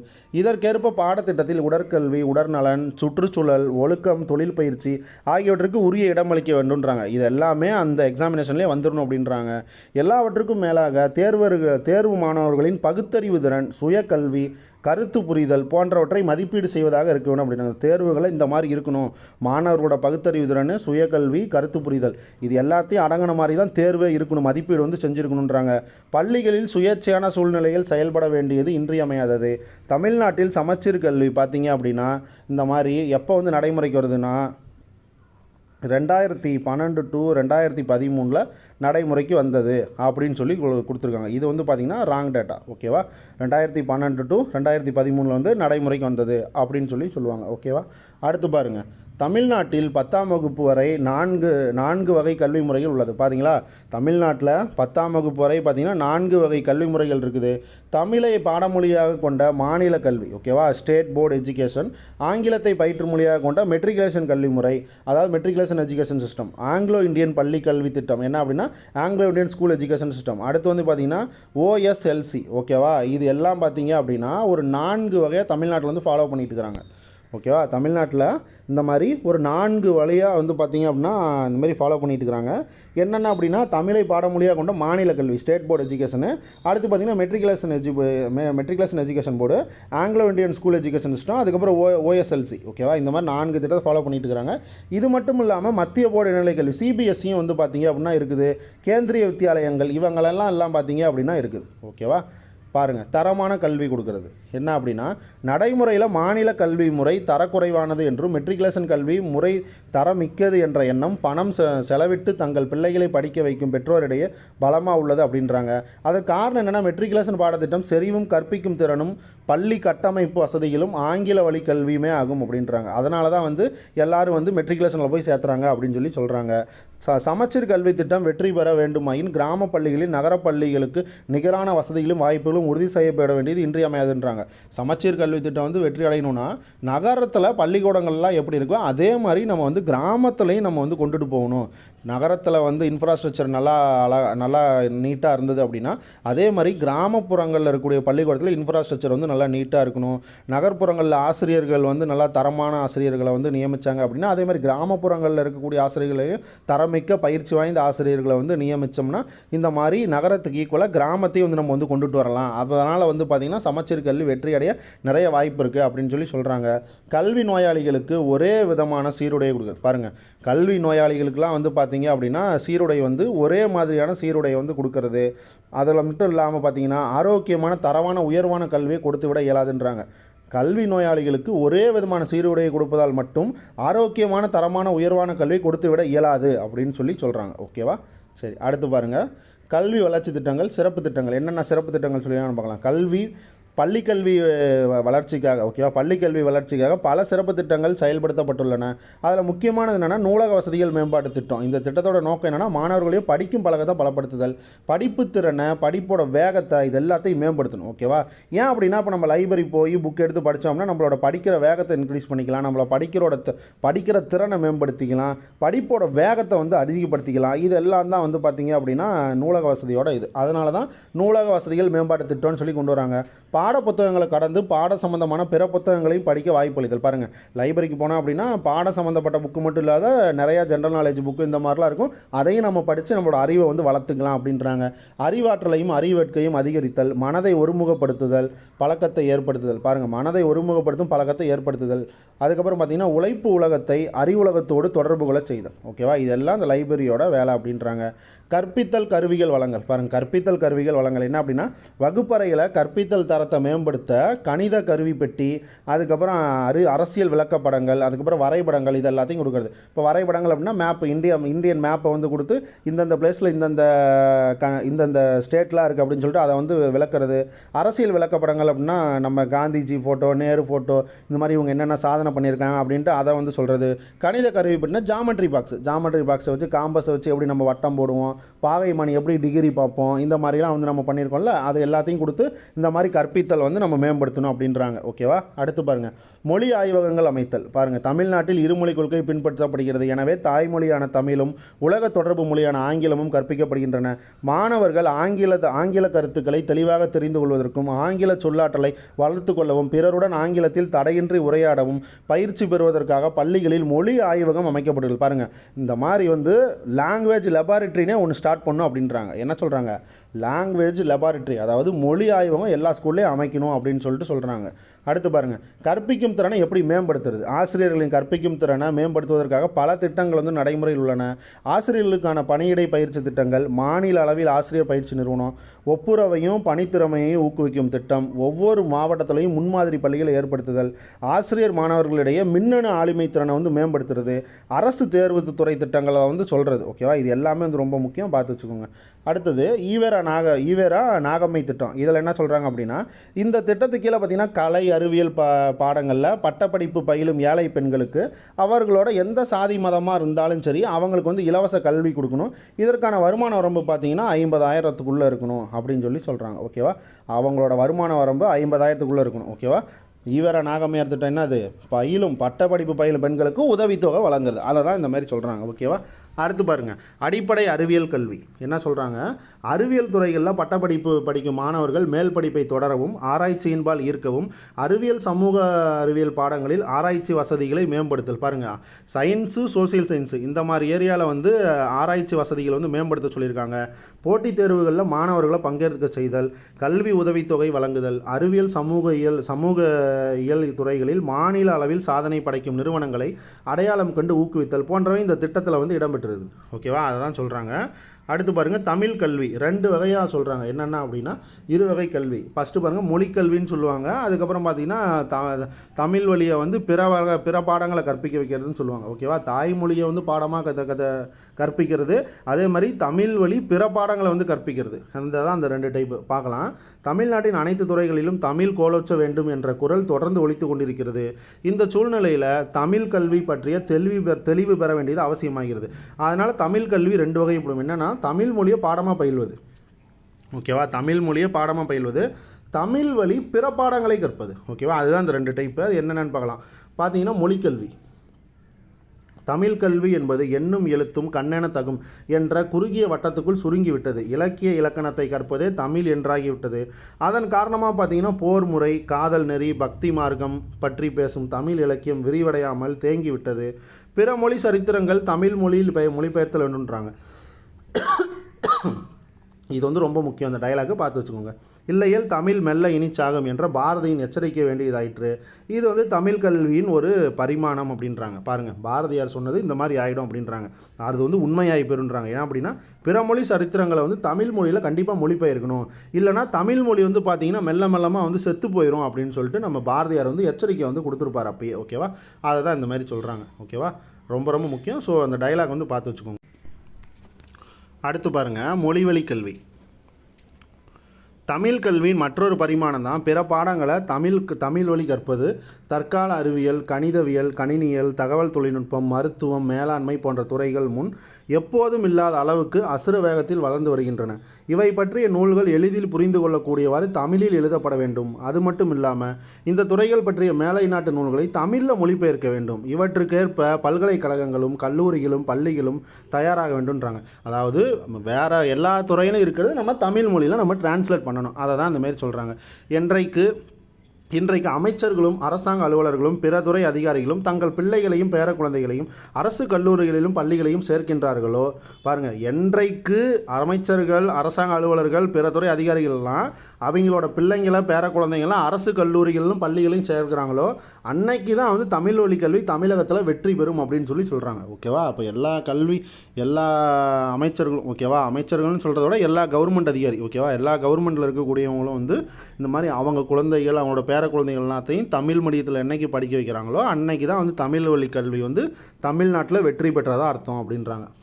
பொது நுழைவுத் தேர்வு, போட்டியின்றி சேர்க்கை. பாருங்கள், இதுவும் வந்து ரொம்ப முக்கியம். ஏன் அப்படின்னா அனந்த கிருஷ்ணன் அப்படின்ற ஒருத்தரோட தலைமையில் இந்த இன்ஜினியரிங் இப்போ நம்ம போய் சேரணும் அப்படின்னா என்ட்ரன்ஸ் எக்ஸாம் வைப்பாங்க. என்ட்ரன்ஸ் எக்ஸாம் வச்சு அதில் பாஸ் பண்ணால் தான் வந்து நம்ம டாப்பில் இந்த மாதிரி வந்தோம் அப்படின்னா நமக்கு இந்த மாதிரி இன்ஜினியரிங் போஸ்டிங் வந்து கொடுப்பாங்க. இன்ஜினியரிங் காலேஜில் சீட்டு கொடுப்பாங்க. ஸோ அந்த நுழைவுத் தேர்வு வந்து பார்த்திங்கன்னா கேன்சல் பண்ணுறதுக்காக அனந்த கிருஷ்ணன் அப்படின்ற ஒரு குழுவை போட்டிருப்பாங்க. அந்த குழுவோட பரிந்துரைப்பின் காரணமாக தான் அந்த இன்ஜினியரிங்கும் அந்த டாக்டர் சம்மந்தப்பட்ட நுழைவுத்துறையும் வந்து ரத்து பண்ணுவாங்க. ஓகேவா, அந்த பொது நுழைவுத் தேர்வை வந்து ரத்து பண்ணுவாங்க. காமன் என்ட்ரன்ஸ் டெஸ்ட் அப்படின்னு சொல்லுவாங்க. அதை வந்து ரத்து பண்ணுவாங்க. சரி, வாங்க இப்போ இதை படிக்கலாம். பாருங்கள், முன்னாள் அண்ணா பல்கலைக்கழக துணைவேந்தரான டாக்டர் அனந்தகிருஷ்ணன், ஓகேவா, அனந்தகிருஷ்ணன் குழுவின் பரிந்துரையை ஏற்று தமிழக அரசு 2007ஆம் ஆண்டிலிருந்து தமிழ்நாட்டில் நடைமுறையில் இருந்த பொது நுழைவுத் தேர்வை ரத்து செய்து. பார்த்தீங்களா, ரொம்ப ரொம்ப முக்கியம். நல்லா பார்த்து வச்சுக்கோங்க. இந்த கமிட்டி பார்த்து வச்சுக்கோங்க. 2007 தான் ஃபாலோ பண்ணியிருக்காங்க. அனந்தகிருஷ்ணன், ஓகேவா, அந்த பேர் வந்து ரொம்ப முக்கியம். நல்லா பார்த்து வச்சுக்கோங்க. அனந்த கிருஷ்ணன், ஓகேவா. முத்துக்குமரன் கமிட்டினா சமச்சீர் கல்வி 2006 கமிட்டி போட்டு 2007 ஜூன் மாதம் வந்து ரிப்போர்ட் சப்மிட் பண்ணியிருப்பாங்க. அது வந்து முத்துக்குமரன் கமிட்டி. இது எப்போ போடுறாங்க அப்படின்னா 2007 வந்து போட்டு இந்த மாதிரி 2007 பொது நுழைவுத் தேர்வை வந்து ரத்து பண்ணிடுவாங்க. ஓகேவா. டாக்டருக்கும் சரி இன்ஜினியரிங்கும் சரி. இந்த முடிவின்படி +2 மாணவர்கள் +2 பொதுத் தேர்வில் பெற்ற மதிப்பெண்களின் அடிப்படையில் நிர்ணயிக்கப்படும். பாருங்கள், இது வந்து பார்த்தீங்கன்னா அவங்களுக்கு போஸ்டிங்ன்றேன், அவங்களுக்கு வந்து எப்படி வந்து காலேஜில் வந்து சேர்த்துப்பாங்கன்னா அவங்க +2ல் வந்து எவ்வளோ மார்க் எடுக்கிறாங்களோ அதுக்கு தகுந்த மாதிரி பார்த்தீங்கன்னா அவங்களுக்கு வந்து காலேஜில் சீட்டு தருவாங்க. ஓகேவா. அதை தான் இங்கே சொல்ல வராங்க. அதாவது பொறியியல், மருத்துவம், சட்டக்கல்வி போன்ற தொழில் படிப்புகளில் நுழைவுத் தேர்வு எழுதாமல் +2 தேர்வில் பெற்ற மதிப்பெண் பட்டியலின் அடிப்படையில் மாணவர்கள் சேர்க்கப்படுவார் அப்படின்றாங்க.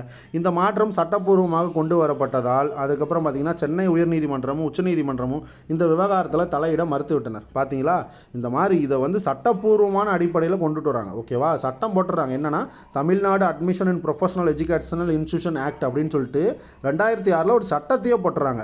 இப்போ இது சட்டமாக கொண்டுட்டு வந்துட்டா சென்னை உயர்நீதிமன்றமும் உச்சநீதிமன்றமும் இது தலையிட முடியாது. ஏன்னா சட்டமாக தானே கொண்டு வந்துடுறாங்க, மசோதாவெல்லாம் பாஸ் பண்ணி சட்டமாக தான் கொண்டுட்டு வராங்க. ஸோ அதனால் வந்து இந்த மாதிரி வந்து தலையிட முடியல அவங்களால. ஓகேவா. போட்டி உலகின் சவால். இன்றைய போட்டி உலகம் வந்து பார்த்திங்கன்னா எதிலும் போட்டி, எதற்கும் போட்டி, வல்லவை வாழும் என்பது இயற்கை நியதி. ஓகேவா.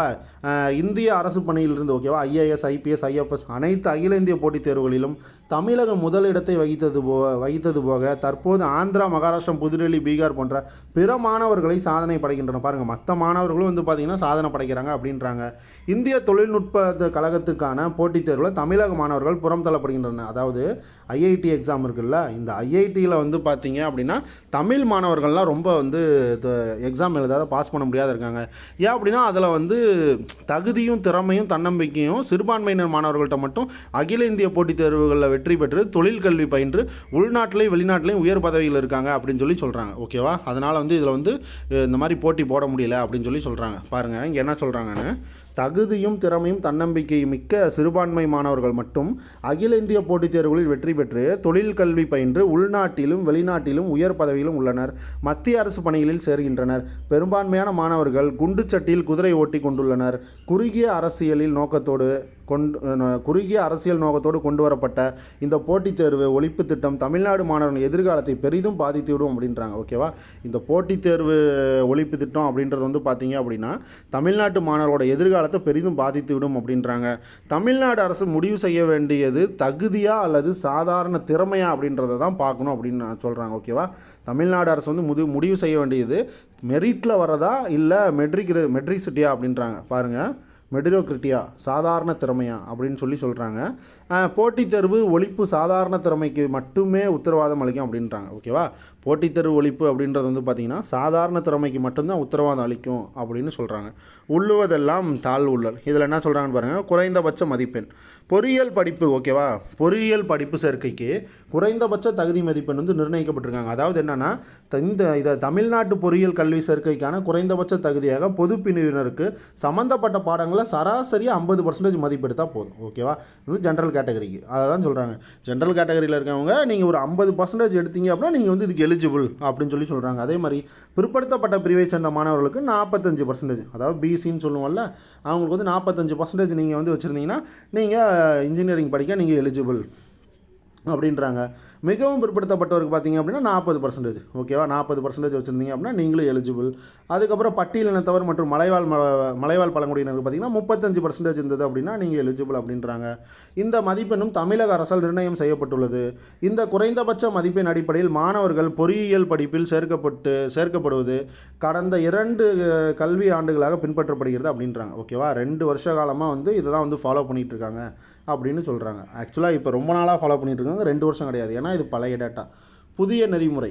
பொறியியல் கல்வியின் தரத்தை உயர்த்த வேண்டும் என்பதற்காக அகில இந்திய தொழில்நுட்ப குழுமம் 2011-2012 கல்வியாண்டிலிருந்து பொறியியல் கல்லூரி சேர்க்கைக்கு சம்பந்தப்பட்ட பாடங்களில் குறைந்தபட்ச பொதுப்பிரிவினருக்கு 50% மதிப்பெண்ணும் ஒதுக்கீடு பெறும் இனத்தவருக்கு 45% மதிப்பீடும் இருக்க வேண்டும் என்ற புதிய நெறிமுறையை வரையறுத்துள்ளது. பார்த்தீங்களா. அதாவது என்னென்னா காமனாக பொதுப்பிரிவினருக்கு வந்து பார்த்திங்க அப்படின்னா குறைஞ்சபட்சம் 50% இருக்கணும். அதே மாதிரி ஒதுக்கீடு இப்போ நீங்கள் பெறுனீங்க அப்படின்னா எல்லாத்துக்குமே 45% காமனாக வேணும் அப்படின்னு சொல்லிட்டு புதுசாக ஒரு ரூல்ஸ் போட்டுருவாங்க. அதாவது குறைந்தபட்ச பொறியியல் பாட சேர்க்கைக்கான மதிப்பை 45% குறையக்கூடாது அப்படின்னு ஒரு முடிவு போட்டிருப்பாங்க. இங்கே வந்து பார்த்தீங்க அப்படின்னா என்ன சொல்லியிருப்பாங்கன்னா, அதாவது இந்த மாதிரி பிற்படுத்தப்பட்டோர், மிகவும் பிற்படுத்தப்பட்டிருக்காங்களா இவங்க 40%, அதே மாதிரி மலைவாழ் மக்கள்லாம் 35% தான் கொடுப்பாங்க. ஆனால் இன்ஜினியர் படிப்புனா இந்த 40%, 35%லாம் இருக்கக்கூடாது. குறைஞ்சபட்சம் உங்களுக்கு சீட்டு கிடைக்கணுனாலே உங்களுக்கு 45% உங்களுக்கு வேணும் அப்படின்னு சொல்லிட்டு புதுசாக ஒரு ஃபாலோ முறையாக கொண்டு வந்துடுவாங்க, நெறிமுறையை கொண்டு வந்துடுவாங்க. ஓகேவா?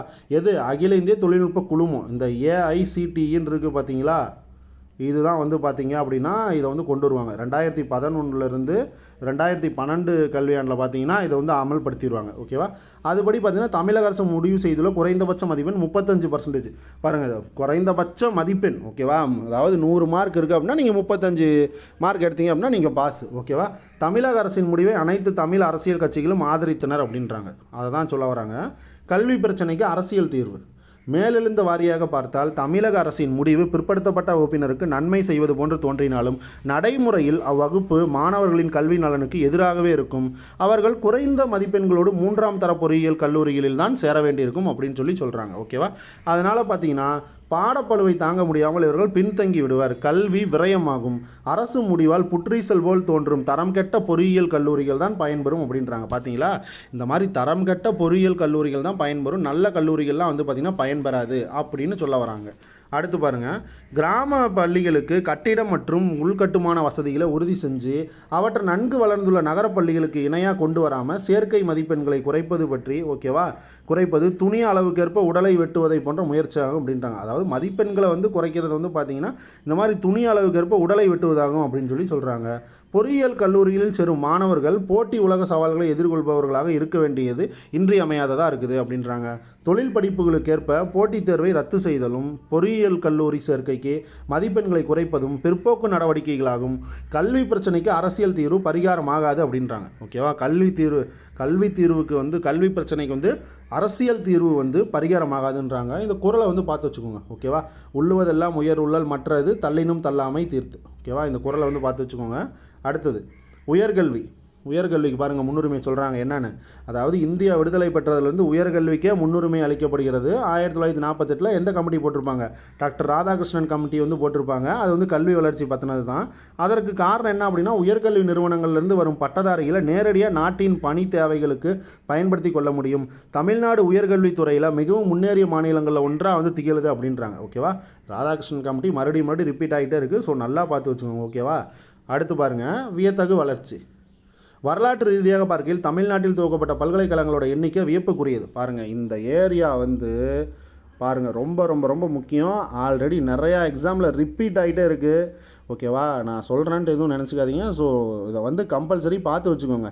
ஏன் அப்படின்னா இந்த யூனிவர்சிட்டியெல்லாம் எப்போ வந்து கொண்டுட்டு வந்தாங்கன்னு சொல்லி மேட்ச் பண்ணுற கொஸ்டின் பொழுதுனைக்கும் எடுத்து எக்ஸாமில் வச்சுட்டே இருக்காங்க. ஓகேவா? அதனால் நீங்கள் மனப்பாடம் பண்ணி தான் ஆகும். ஓகேவா? பாருங்கள், அண்ணாமலை பல்கலைக்கழகம் 1929, நீங்கள் ஆந்திரா பல்கலைக்கழகம் 1926ன்னு படிச்சிருப்பீங்க. பட் அது வந்து தமிழ்நாட்டில் கிடையாது. ஓகேவா?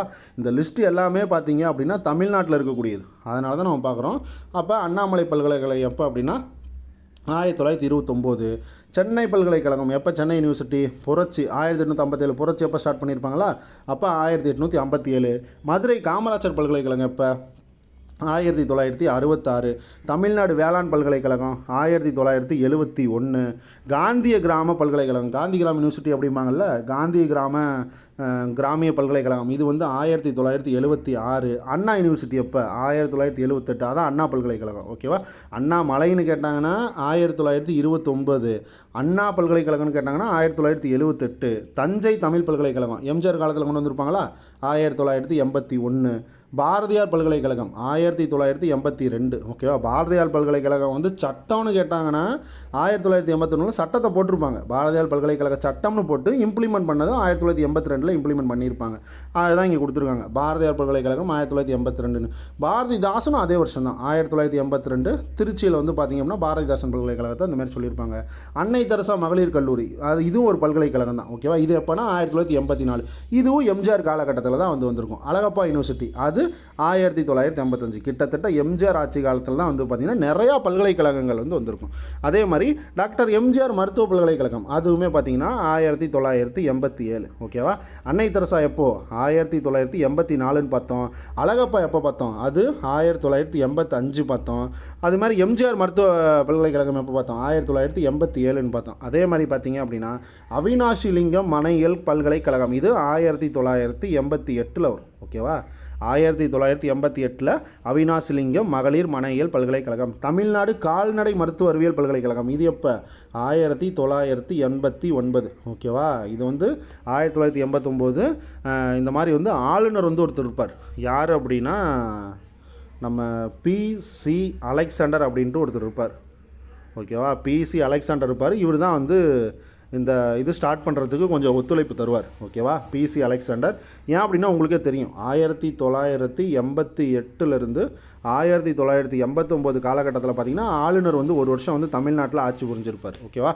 குடியரசுத் தலைவரோட ஆட்சிக்கு கீழே ஆளுநர் வந்து ஆட்சி புரிஞ்சிருப்பார். இந்த ஒரு வருஷத்தில் அவர் தான் வந்து பார்த்திங்கன்னா இதுக்கு வந்து ஆதரவு கொடுத்துருப்பார். எதுக்கு, நம்ம இந்த கால்நடை மருத்துவ இதுக்கு. ஓகேவா. தமிழ்நாடு கால்நடை மருத்துவ அறிவியல் பல்கலைக்கழகத்துக்கு இந்த மாதிரி ஒப்புதல் கொடுத்துருப்பார். மனோன்மணியம் சுந்தரனார் பல்கலைக்கழகம் எப்போ 1990. ஓகேவா.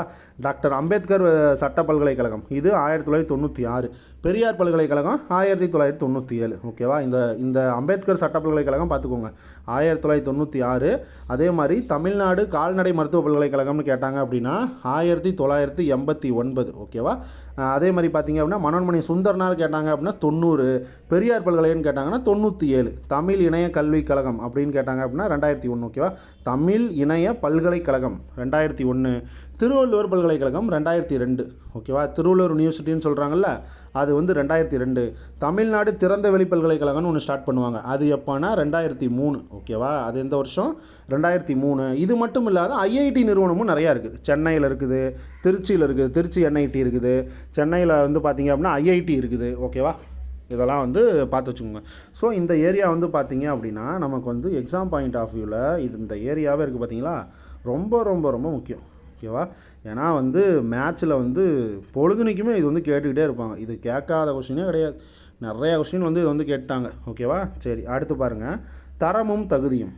தனியார் அறக்கட்டளைகள் தொண்டு அமைப்புகள் தங்களது பொறுப்பில் புதிய தன்னிதி கல்வி நிலையங்களை தொடங்குவதற்கு அரசு அனுமதி அளிக்கிறது. இத்தகைய கல்லூரிகள் தமிழ்நாட்டின் பல பகுதிகளிலிருந்து துவக்கப்பட்டுள்ளன. பாருங்கள், இந்த மாதிரி தனியார் கல்வி நிறுவனங்கள் வந்து நிறையா ஏரியாவில் வந்து ஸ்டார்ட் பண்ணியிருக்கிறாங்க. முன்னமே அரசு உதவி பெற்று வரும் கல்லூரிகளும் தன் நிதித்துறைகள் துவக்கப்பட்டுள்ளன. ஓகேவா. தன்னிதித்துறைகள், தன்னிதினா சுயநிதி. ஓகேவா. வந்து இந்த மாதிரி வந்து ப்ரைவேட்டாக வந்து பார்த்திங்க அப்படின்னா காலேஜ் வந்து பார்த்திங்கன்னா ஸ்டார்ட் பண்ணுறது செல்ஃப் ஃபினான்ஸ் அப்படிம்பாங்கள்ல, அதுதான் இங்கே சொல்கிறாங்க. ஓகேவா. அடுத்து பாருங்கள். இந்த மாதிரி அனைத்து கல்லூரிகளும் பல்கலைக்கழக மானிய குழுவின் அடிப்படையில் இந்த மாதிரி வந்து ஸ்டார்ட் பண்ணுறாங்க. ஓகேவா. பல்கலைக்கழகங்கள் மானிய குழு. ஓகேவா. அதோட அடிப்படையில் தான் வந்து இந்த மாதிரி ஸ்டார்ட் பண்ணுறாங்க. தேசிய தர கட்டுப்பாட்டு குழு வந்து பார்த்திங்க அப்படின்னா கல்லூரிகளின் வெளிப்படைத்தன்மையையும் பொறுப்பையும் தரத்தையும் நிர்ணயம் செய்கிறது. என்னது, அதாவது நேஷ்னல் அக்ரெடிட்டேஷன் கவுன்சில் அப்படின்ட்டு ஒன்று இருக்கும். இதுதான் வந்து பார்த்திங்கன்னா காலேஜுக்கு வந்து ஒவ்வொரு காலேஜுக்கும் ஒவ்வொரு ரேங்கிங் தருவாங்க. இப்போ NAC A grade, NAC B grade, இந்த மாதிரிலாம் வந்து பார்த்திங்க அப்படின்னா கிரேடு தருவாங்க. ஸோ அது தரமான கல்லூரியா இல்லை தரமற்ற கல்லூரியா அப்படின்றது பார்த்திங்க அப்படின்னா அந்த கிரேடை வச்சு நம்ம வந்து கண்டுபிடிச்சிடலாம். ஓகேவா. அதை கொடுக்குறது யார், இந்த தர கட்டுப்பாட்டு குழு. ஓகே. அந்த தேசிய தர கட்டுப்பாட்டு குழு தான் தரும். அடுத்து பாருங்கள். அதே மாதிரி இந்த மாநில தர கட்டுப்பாட்டு குழுன்னு ஒன்று இருக்குது. இது வந்து 1910 ஜூலை மாதத்துலேருந்து செயல்பட்டு இருக்கு அப்படின்றாங்க. ஓகேவா. தேசிய தர கட்டுப்பாட்டு குழு மாதிரி மாநில தட்டுப்பாட்டு ஸ்டேட் அக்ரெடிட்டேஷன் கவுன்சில் அதுவும் இருக்குதாமா. அது வந்து 1910லேருந்தே செயல்பட்டு இருக்குது அப்படின்றாங்க. இது வந்து பார்த்திங்கன்னா கல்லூரி ஆசிரியர்கள் பல்கலைக்கழக மானியங்கள் குழு நடத்தும் தேசிய தகுதி தேர்வு மூலம் தெரிவு செய்யப்படுகின்றன அப்படின்றாங்க. கல்லூரி ஆசிரியர்கள் வந்து நேஷ்னல் எலிஜிபிலிட்டி டெஸ்ட், அதாவது நெட் எக்ஸாம் அப்படின்னு சொல்லுவாங்க. ஓகேவா. நெட் எக்ஸாம், ஸ்லெட்டு நெட்டு இந்த மாதிரிலாம் சொல்லுவாங்க தெரியுமா. அந்த மாதிரி இந்த நெட் எக்ஸாம் எழுதி பாஸ் பண்ணுறாங்க பார்த்தீங்களா, அவங்கள வந்து பார்த்திங்க அப்படின்னா இந்த மாதிரி தேசிய தகுதி தேர்வு மூலம் வந்து இந்த மாதிரி தெரிவு செய்கிறாங்க அவங்கள எல்லாத்தையும். ஓகேவா. அவங்கள எல்லாத்தையும் தான் கல்லூரியில் ஆசிரியர்களாக வந்து ப்ரமோட் பண்ணுவாங்க. சரி, அடுத்து பாருங்கள். தமிழ் இணைய பல்கலைக்கழகம். உலகத்தில் 40க்கும் மேற்பட்ட நாடுகளில் பரவி வாழும் தமிழ் மக்களின் மொழி, வாழ்வியல், பண்பாட்டு தேவைகளை பூர்த்தி செய்வதற்காக 1999 பார்த்தீங்க அப்படின்னா தமிழ் இணைய பல்கலைக்கழகத்தை வந்து ஸ்டார்ட் பண்ணியிருப்பாங்க. அதாவது என்னென்னா தமிழ் விர்ச்சுவல் யூனிவர்சிட்டி அப்படின்னு சொல்லுவாங்க. இதுக்கு பின்னாடி வந்து பார்த்திங்கன்னா பேரை மாற்றிடுவாங்க. ஓகேவா, இதுக்கப்புறம் வந்து தமிழ் இணைய கல்விக் கழகம்னு சொல்லி மாற்றிடுவாங்க. தமிழ் விர்ச்சுவல் அகாடமின்னு மாற்றிடுவாங்க. ஃபஸ்ட்டு எப்படி இருக்கும், தமிழ் விர்ச்சுவல் யூனிவர்சிட்டின்னு இருக்கும். அதுக்கப்புறம் தமிழ் விர்ச்சுவல் அகாடமி அப்படின்னு சொல்லி பேரை வந்து பார்த்திங்கன்னா மாற்றிடுவாங்க. ஓகேவா, இது எப்போ ஸ்டார்ட் பண்ணாங்க, 1999. இது ரொம்ப ரொம்ப முக்கியம். நம்ம இது முன்னாடியே பார்த்தது தான், பட் இருந்தாலும் இது ரொம்ப முக்கியம், பார்த்து வச்சுக்கோங்க. அடுத்தது, இந்த மாதிரி இந்த கல்விக் கழகத்தில் பணிகள் பல்வகைப்பட்டவை. குறிப்பாக பார்த்தீங்கன்னா இணையவழி கல்வி திட்டங்கள், மின் நூலகம், கணினி தமிழ் வளர்ச்சி, இது எல்லாமே ரொம்ப இதில் இருக்குது அப்படின்றாங்க. இந்த கல்வி திட்டத்துக்கு கீழே பார்த்தீங்க அப்படின்னா இந்த மாதிரி அரிச்சுவடி முதல், ஓகேவா, தமிழ் கல்வி வந்து அரிச்சுவடி முதல் ஆராய்ச்சி வரை நன்கு வரையறுக்கப்பட்ட கல்வி திட்டத்தின் கீழ் இணைய வழி வழங்கப்படுகிறது. அதாவது இணையத்திலேயே வந்து பார்த்திங்க அப்படின்னா பயனுள்ள முறையில் வந்து கொடுத்துட்ருக்காங்க. இதோட பயனாளிகள் வந்து பார்த்திங்க அப்படின்னா பயனா தமிழ், பிற சிறப்பு பாட பயிற்சிகளும் அளிக்கப்படுகிறது. பாருங்கள் என்ன சொல்லியிருக்காங்க, பயனர் தமிழ். ஓகேவா, பயனர் தமிழ், பிற சிறப்பு பாடப்பயிற்சிகளும் வந்து பார்த்தீங்க அப்படின்னா அந்த மாதிரி வந்து அளிக்கப்படுது அப்படின்றாங்க. இவற்றுக்கான சான்றிதழ் மற்றும் உயர்கல்விகள் இந்த மாதிரி கொடுக்க பாருங்கள், இந்த மாதிரி சர்டிஃபிகேட்டும் கொடுக்குறாங்க. இந்த இணைய வழியில் கற்பிக்கப்படுறாங்கல்ல அவங்களுக்கு வந்து பார்த்திங்கன்னா இந்த மாதிரி தமிழ் மற்றும் பிற சிறப்பு பாடப்பயிற்சிகளும் கொடுக்குறாங்க. அதே மாதிரி இந்த வந்து சர்டிஃபிகேட்டும் கொடுக்குறாங்க, சான்றிதழ் கொடுத்து உயர்கல்வியும் வந்து பார்த்திங்கன்னா கொடுக்குறாங்க. மின் தேர்வும் உண்டு. பாருங்கள், இந்த மாதிரி வந்து கம்ப்யூட்டர்லேயே எக்ஸாம் எழுதிக்கலாம். மின் நூலகத்தில் மின் நூல்கள், அதுக்கப்புறம் அகராதிகள், பிற பார்வை கூடங்கள், இந்த மாதிரி 3 தனி பிரிவுகள் வந்து இருக்குது. ஓகேவா, தமிழ் இணைய பல்கலைக்கழகம் குறித்த விவரங்களை அறிய விரும்புவோர் தொடர்பு மையத்தை அணுகலாம். பாருங்கள், கான்ட்ராக்ட் சென்டர். ஓகேவா, அந்த தொடர்பு மையத்தை அணுகலாமா. தேமதுர தமிழோசை உலகலாம் பரவகை செய்தல் வேண்டும் என்பதே இந்த கழகத்தின் மூல முழக்கமாக இருக்குது. பார்த்தீங்களா, தேமதுர தமிழோசை உலகமெல்லாம் பரவுதல் வேண்டும் அப்படின்னு சொல்லி நம்ம பாரதியார் சொல்லியிருப்பார்ல, அதை வந்து பார்த்திங்க அப்படின்னா இந்தமாரி சொல்கிறாங்க. ஓகேவா, இதோட மூல வழக்காகவே பார்த்திங்கன்னா இதுதான் இருக்குது அப்படின்றாங்க. அடுத்து நூலக வளர்ச்சி. நூலக வளர்ச்சி அப்படின்னா அவங்களுக்கு தெரியும், இந்திய தமிழ்நாட்டு நூலகவியல் தந்தைன்னு வந்து தீசு அவினாசி லிங்கத்தை வந்து பார்த்திங்க அப்படின்னா சொல்லுவாங்க. ஓகேவா, பாருங்கள் இதில் பாருங்கள். ஆனால் வந்து நம்ம இந்திய நூலக தந்தைன்னு கேட்டாங்க அப்படின்னா நம்ம வந்து யாரை போடுவோம், அரங்கநாதன் அப்படின்ற ஒருத்தரை போடுவோமா. ஆனால் தமிழ்நாட்டு நூலக தந்தைன்னு கேட்டாங்க அப்படின்னா தீசு அவினாசிலிங்கத்தை தான் நம்ம போடணும். சரி, இதில் பாருங்கள் என்ன சொல்கிறாங்கன்னு. நூலக வளர்ச்சியில் தமிழ்நாடு தான் முன்னோடி மாநிலமாகும். இந்த மாநிலத்தில் 1948ஆம் ஆண்டு தீசு அவினாசிலிங்கம் பார்த்திங்கன்னா கல்வி அமைச்சராக இருந்தப்போ இந்தியாவிலேயே முதன் முறையாக பொது நூலக சட்டத்தை வந்து கொண்டு வந்திருப்பார். எப்போ, 1948 பார்த்திங்க அப்படின்னா பொது நூலக சட்டத்தை வந்து கொண்டு வந்திருப்பார். மெட்ராஸ் பப்ளிக் லைப்ரரிஸ் ஆக்ட் அப்படின்னு சொல்லிட்டு அதை கொண்டு வந்திருப்பார். ஓகேவா, அதாவது கரெக்டாக சொல்லணும்னா மெட்ராஸ் பப்ளிக் லைப்ரரியஸ் ஆக்ட் அப்படின்னு தான் சொல்லணும். ஆனால் பொது நூலக சட்டம்னு தமிழில் சொல்லுவாங்க. ஓகேவா, மெட்ராஸ் பொது நூலக சட்டம் அப்படின்னு தான் நம்ம சொல்லணும். இந்த சட்டம் வந்து 1948 வந்ததுக்கப்புறம் சென்னை மாகாணத்தில் நூலகங்கள் முறையாக அமைக்கப்படுவதற்கான அடிப்படை அமையை கொடுத்தது. இந்த சட்டம் 1950 ஏப்ரல் 1 நடைமுறைப்படுத்தப்பட்டது. எப்போ, 1948 இந்த சட்டத்தை கொண்டு வராங்க. ஆனால் அது எப்போ வந்து நடைமுறைப்படுத்துகிறாங்க, 1948 கொண்டுட்டு வந்து 1950 ஏப்ரல் மாதம் 1 அதை வந்து நடைமுறைப்படுத்துகிறாங்க. ஓகேவா, சரி. இன்றைய தமிழகத்தில் உள்ள முக்கிய நூல்கள் என்னென்னா அடையார் நூலகம், அண்ணா நூற்றாண்டு நூலகம், கன்னிமரா நூலகம், டேனியல் பூர் நினைவு நூலகம், அதுக்கப்புறம் பார்த்தீங்க அப்படின்னா மகாகவி பாரதி நினைவு நூலகம், ராஜா முத்தையா ஆராய்ச்சி நூலகம், சரஸ்வதி மகால் நூலகம், இந்த மாதிரிலாம் வந்து நிறையா இருக்குது. ஓகேவா, இதில் பார்த்தீங்கன்னா சென்னை கன்னிமரா பொது நூலகம் வந்து பார்த்திங்கன்னா மாநில மைய நூலகமாக வந்து அறிவிச்சிருக்கிறாங்க. ஓகேவா, பார்த்துக்கோங்க. மாநில மைய நூலகம் எது அப்படின்னு கேட்டாங்கன்னா சென்னையில் இருக்கக்கூடிய கன்னிமரா நூலகம். இவற்றோடு பார்த்தீங்கன்னா 500க்கும் மேற்பட்ட மாவட்ட கிளை நூலகங்கள்லாம் இருக்குது அப்படின்றாங்க. ஆயிரக்கணக்கான பகுதி நூலகங்களும் ஊரக நூலகங்களும் செயல்பட்டு இருக்கின்றன அப்படின்றாங்க. இதை தவிர பல்கலைக்கழகங்கள், கல்லூரி, பள்ளி நூலகங்கள் மாணவர்களின் நூலக தேவையை பூர்த்தி செய்கிறது அப்படின்னு சொல்கிறாங்க. ஓகேவா, இதெல்லாம் வந்து ரொம்ப ரொம்ப முக்கியம், பார்த்து வச்சுக்கோங்க. ஏன் அப்படின்னா இப்போ ரீசெண்டாக கூட வந்து பார்த்திங்க அப்படின்னா கோயம்புத்தூரில் வந்து பார்த்திங்கன்னா ஒரு நூலகத்தை வந்து ஸ்டார்ட் பண்ணுறேன்னு சொல்லியிருப்பாங்க, பெரியார் நூலகம். அதே மாதிரி பார்த்திங்க அப்படின்னா மதுரையில் வந்து பார்த்திங்க அப்படின்னா கலைஞர் நூற்றாண்டு நூலகம் இருக்கும். ஓகேவா, அதே மாதிரி சென்னையில் பார்த்திங்க அப்படின்னா அண்ணா நூற்றாண்டு நூலகம் இருக்கும். இந்த மாதிரிலாம் வந்து பார்த்திங்கன்னா இப்போ ரீசெண்டாக ஸ்டார்ட் பண்ணிட்டே வந்துட்டு இருக்கிறாங்க. ஸோ அதை வந்து நீங்கள் வந்து நல்லா வந்து பார்த்து வச்சுக்கோங்க. இப்போ ரீசெண்டாக வந்து பார்த்திங்கன்னா காகித மில்லத்து நூலகம் கூட ஒன்று வந்து ஸ்டார்ட் பண்ண போகிறாங்க அப்படின்னு சொல்லிட்டுருக்காங்க. ஸோ நீங்கள் வந்து அதை வந்து பார்த்து வச்சுக்கோங்க. ஓகேவா, அடுத்து பாருங்கள், மாவட்ட கருப்பொருள் களஞ்சியம். மாவட்ட கருப்பொருள் களஞ்சியம், இந்த மாதிரி தமிழ்நாடு மாவட்ட கருப்பொருள் களஞ்சியம்னு சொல்லி வரலாற்று தகவல்கள், கலைக்களஞ்சியங்கள்லாம் இந்த மாதிரி வந்து சேமிச்சிட்டு இருப்பாங்க. அது என்னென்னா வரலாற்று ஆராய்ச்சி மாணவர்களுக்கு தகவல் சுரங்கமாக இந்த மாவட்ட கருப்பொருள் களஞ்சியம் வந்து இருக்கும் அப்படின்றாங்க. தமிழ்நாடு டிஸ்ட்ரிக்ட் கெசட்டர்ஸ் அப்படிம்பாங்க. கெசட் அப்படின்னா ஒன்றும் கிடையாது, அதை வந்து ஒரு பத்திரமான ஒரு இதை வந்து அதை வந்து எடுத்து வச்சுருப்பாங்க. ஓகேவா, அதை வந்து என்ன பண்ணியிருப்பாங்க, இந்த மாதிரி பத்திரமான முறையில் வந்து அந்த கெசட்டை வந்து எடுத்து வச்சுருப்பாங்க. ஸோ அதில் நமக்கு தேவையான டீட்டெயில்ஸ் எல்லாமே இருக்கும். ஓகேவா, கவர்மெண்ட் வந்து பார்த்திங்க அப்படின்னா அதில் நமக்கு தேவையான முக்கியமான ஃபைல்ஸ் எல்லாமே எடுத்து வச்சுருப்பாங்க. அதுக்கு பேர் தான் அந்த கெசட்டு.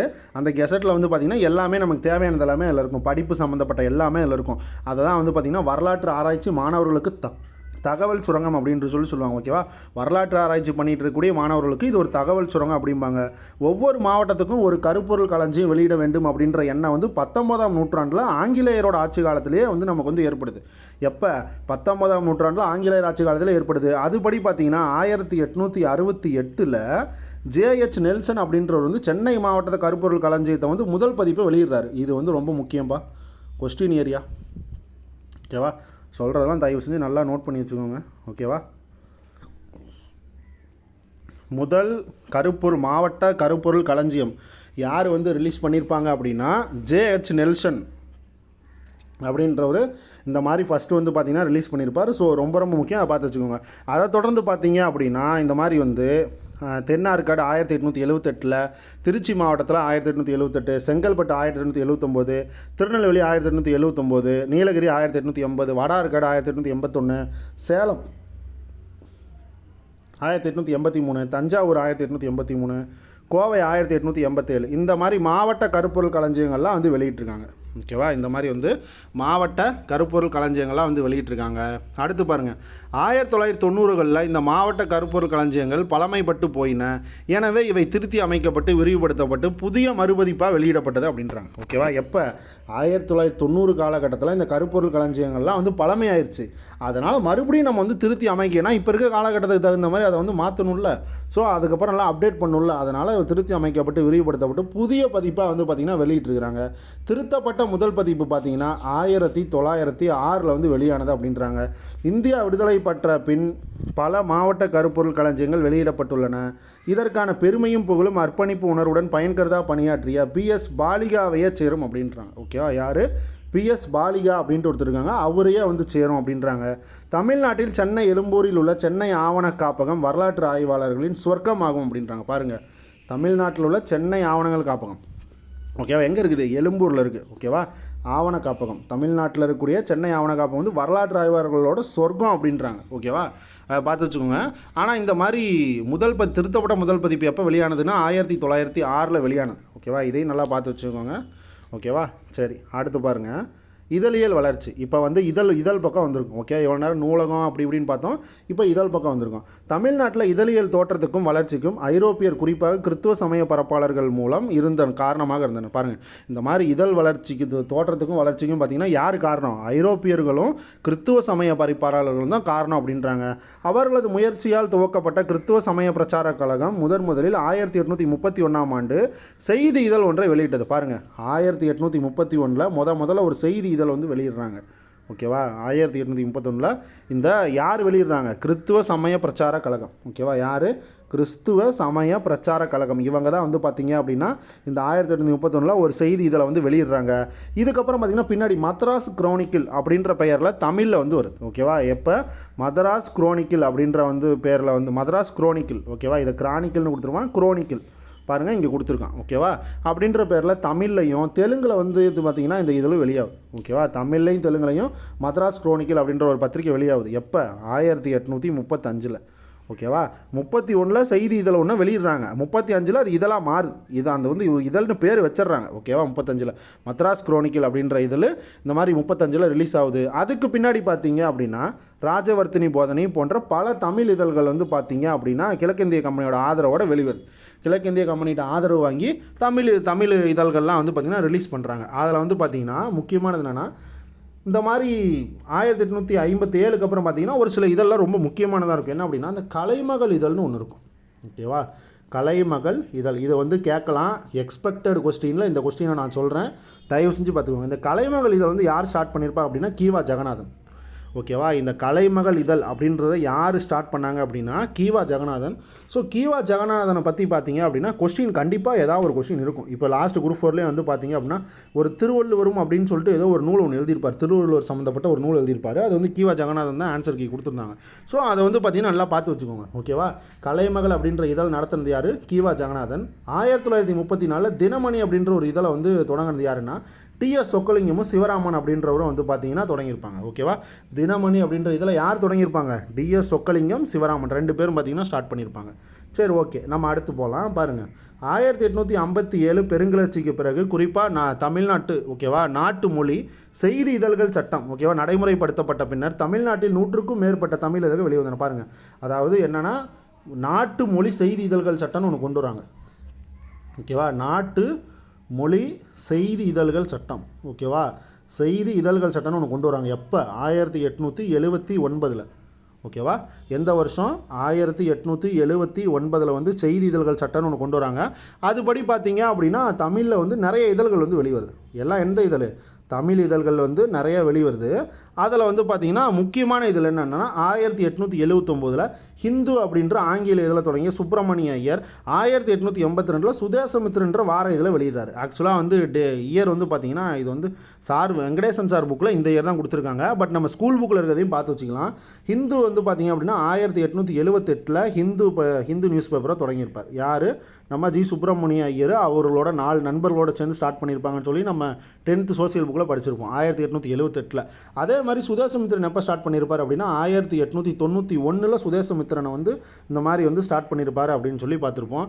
அது 4 இதெல்லாம் பார்த்தீங்க அப்படின்னா 1899 மாறி இருக்கும் அப்படின்னு சொல்லிட்டு பார்த்துருப்போம். ஸோ நீங்கள் இதையும் பார்த்து வச்சுக்கோங்க, புக்கில் இருக்கக்கூடிய டேட்டாவையும் பார்த்து வச்சுக்கோங்க. சுதேசமித்திரன் மக்கள்களிடையே ஓகேவா மிகுந்த செல்வாக்கு பெற்றது. இந்த இதழ் இந்திய விடுதலை இயக்கத்தின் விடிவெளியாக திகழ்ந்தது. பாருங்கள், சுதேசமித்திரன் இதழ் வந்து இந்திய விடுதலை ஓகேவா விடுதலை இயக்கத்தோட விடிவெளியாக திகழ்ந்தது. எந்த இதழ்னு கேட்டாங்க அப்படின்னா இந்த சுதேசமித்திரன். ஓகேவா. இதெல்லாம் வந்து பார்த்து வச்சுக்கோங்க. ஓகேவா. சுதேசமித்திரன் இதழ் வந்து பார்த்திங்கன்னா இந்திய விடுதலை இயக்கத்தோட ஒரு விடிவெள்ளியாக திகழ்ந்த இதழ். ஓகேவா. என்னது? நம்ம சுதேசமித்திரன் இதழ். அடுத்து பாருங்கள், 20ஆம் நூற்றாண்டின் துவக்கத்தில் சுப்பிரமணிய பாரதி சுதேசமித்திரன் துணை ஆசிரியராக சேர்ந்ததுலேருந்து அந்த இதழ் பார்த்திங்கன்னா அக்னி குஞ்சாக மாறியது. பார்த்தீங்களா, இந்த மாதிரி வந்து நெருப்பாக மாறுனுச்சு அப்படின்றாங்க. ஓகேவா. பாரதி தனது புரட்சிகர கருத்துக்களையும் கட்டுரைகளையும் துணிவுடன் வெளியிட்டார். யாருக்குமே பயப்படாத சுதேசமித்திரன்லாம் எழுதிட்டு வராரு. பின்னர் பாரதியை 1907 பார்த்தீங்கன்னா இந்தியா அப்படின்ற ஒரு இதழை வந்து ஸ்டார்ட் பண்ணுவார். ஓகேவா. இந்தியா அப்படின்ற ஒரு இதழையும், அதே இந்தியா இதில் வந்து பார்த்தீங்கன்னா தமிழில். ஓகேவா. இது வந்து தமிழ். ஓகேவா. அதுக்கப்புறம் பார்த்தீங்கன்னா பாலபாரதி அப்படின்ட்டு ஒரு ஆங்கில இதழையும் ஸ்டார்ட் பண்ணுவார். ஓகேவா. அது வந்து பார்த்திங்கன்னா இங்கிலீஷு. ஓகேவா. இது வந்து இங்கிலீஷு. தமிழில் எந்த இதழ்? இந்த மாதிரி வந்து இந்தியான்ற இதழ். ஆங்கிலத்தை எந்த இதழ்? பாலபாரதி அப்படின்ற ஒரு இதழையும் ஸ்டார்ட் பண்ணி அவற்றோட வழியாக தனது தீவிர கருத்துக்களை வந்து சொல்லுவார். ஓகே, அவற்றோட வழியாக தீவிர கருத்துக்களை சொல்லுவார். பாரதி பாண்டிச்சேரியில் தங்கிய பிறகு அவர் நடத்திய இதழ்கள் வந்து புதுச்சேரியிலையும் சென்னையிலையும் வெளிவரும். ஓகேவா. பாரதி வந்து அவர் தங்கிய பிறகு அவர் நடத்திய இதழ்கள் வந்து புதுச்சேரியிலையும் சென்னையிலையும் வந்து பார்த்திங்கன்னா வெளியாகுது. இந்த காலகட்டத்தில் தான் தமிழ் தண்டல் திருவிக்கா பார்த்திங்கன்னா ஒரு 2 இதழ் நடத்துவார். என்னென்ன அது? தேசபக்தனும் அதுக்கப்புறம் பார்த்தீங்க அப்படின்னா நவசக்தி அப்படின்ற 2 இதழ் நடத்துவார். ஓகேவா. வீக்காக இருந்தால் பக்தியும் சக்தியும் வேணும் அப்படின்னு சொல்லிட்டு நம்ம ஷார்ட்கட்டு கூட சொல்லியிருப்போம். ஓகேவா.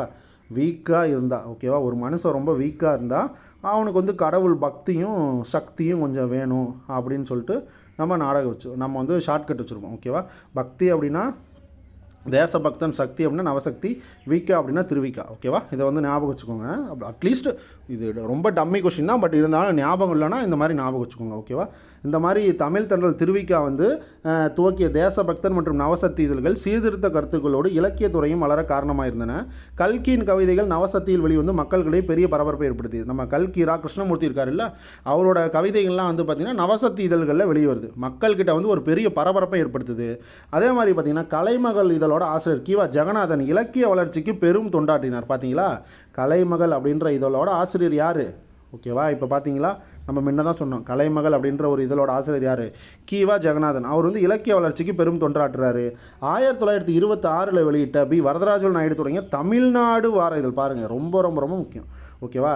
தமிழ்நாடு அப்படின்னு ஒரு இதழை நடத்துனது யார் அப்படின்னா பாருங்கள், வரதராஜலு நாயுடு. ஓகேவா. வரதராஜலு நாயுடு தொடங்கி தமிழ்நாடு இதழ் ரொம்ப ரொம்ப முக்கியம்பா. தமிழ்நாடு இதழை வந்து யார் நடத்தினாங்க அப்படின்னு கேட்டாங்க அப்படின்னா வரதராஜுலு நாயுடு. ஓகேவா? சரி, அடுத்து பாருங்கள். இதுக்கப்புறம் வந்து பார்த்திங்கன்னா இந்த மாதிரி கட்டுரை எல்லாம் வெளியிடுறாங்க. வரதராஜுலு நாயுடு இதில் தமிழில் தரமான செய்திகளும் கட்டுரையும் வெளியிடுறாங்க.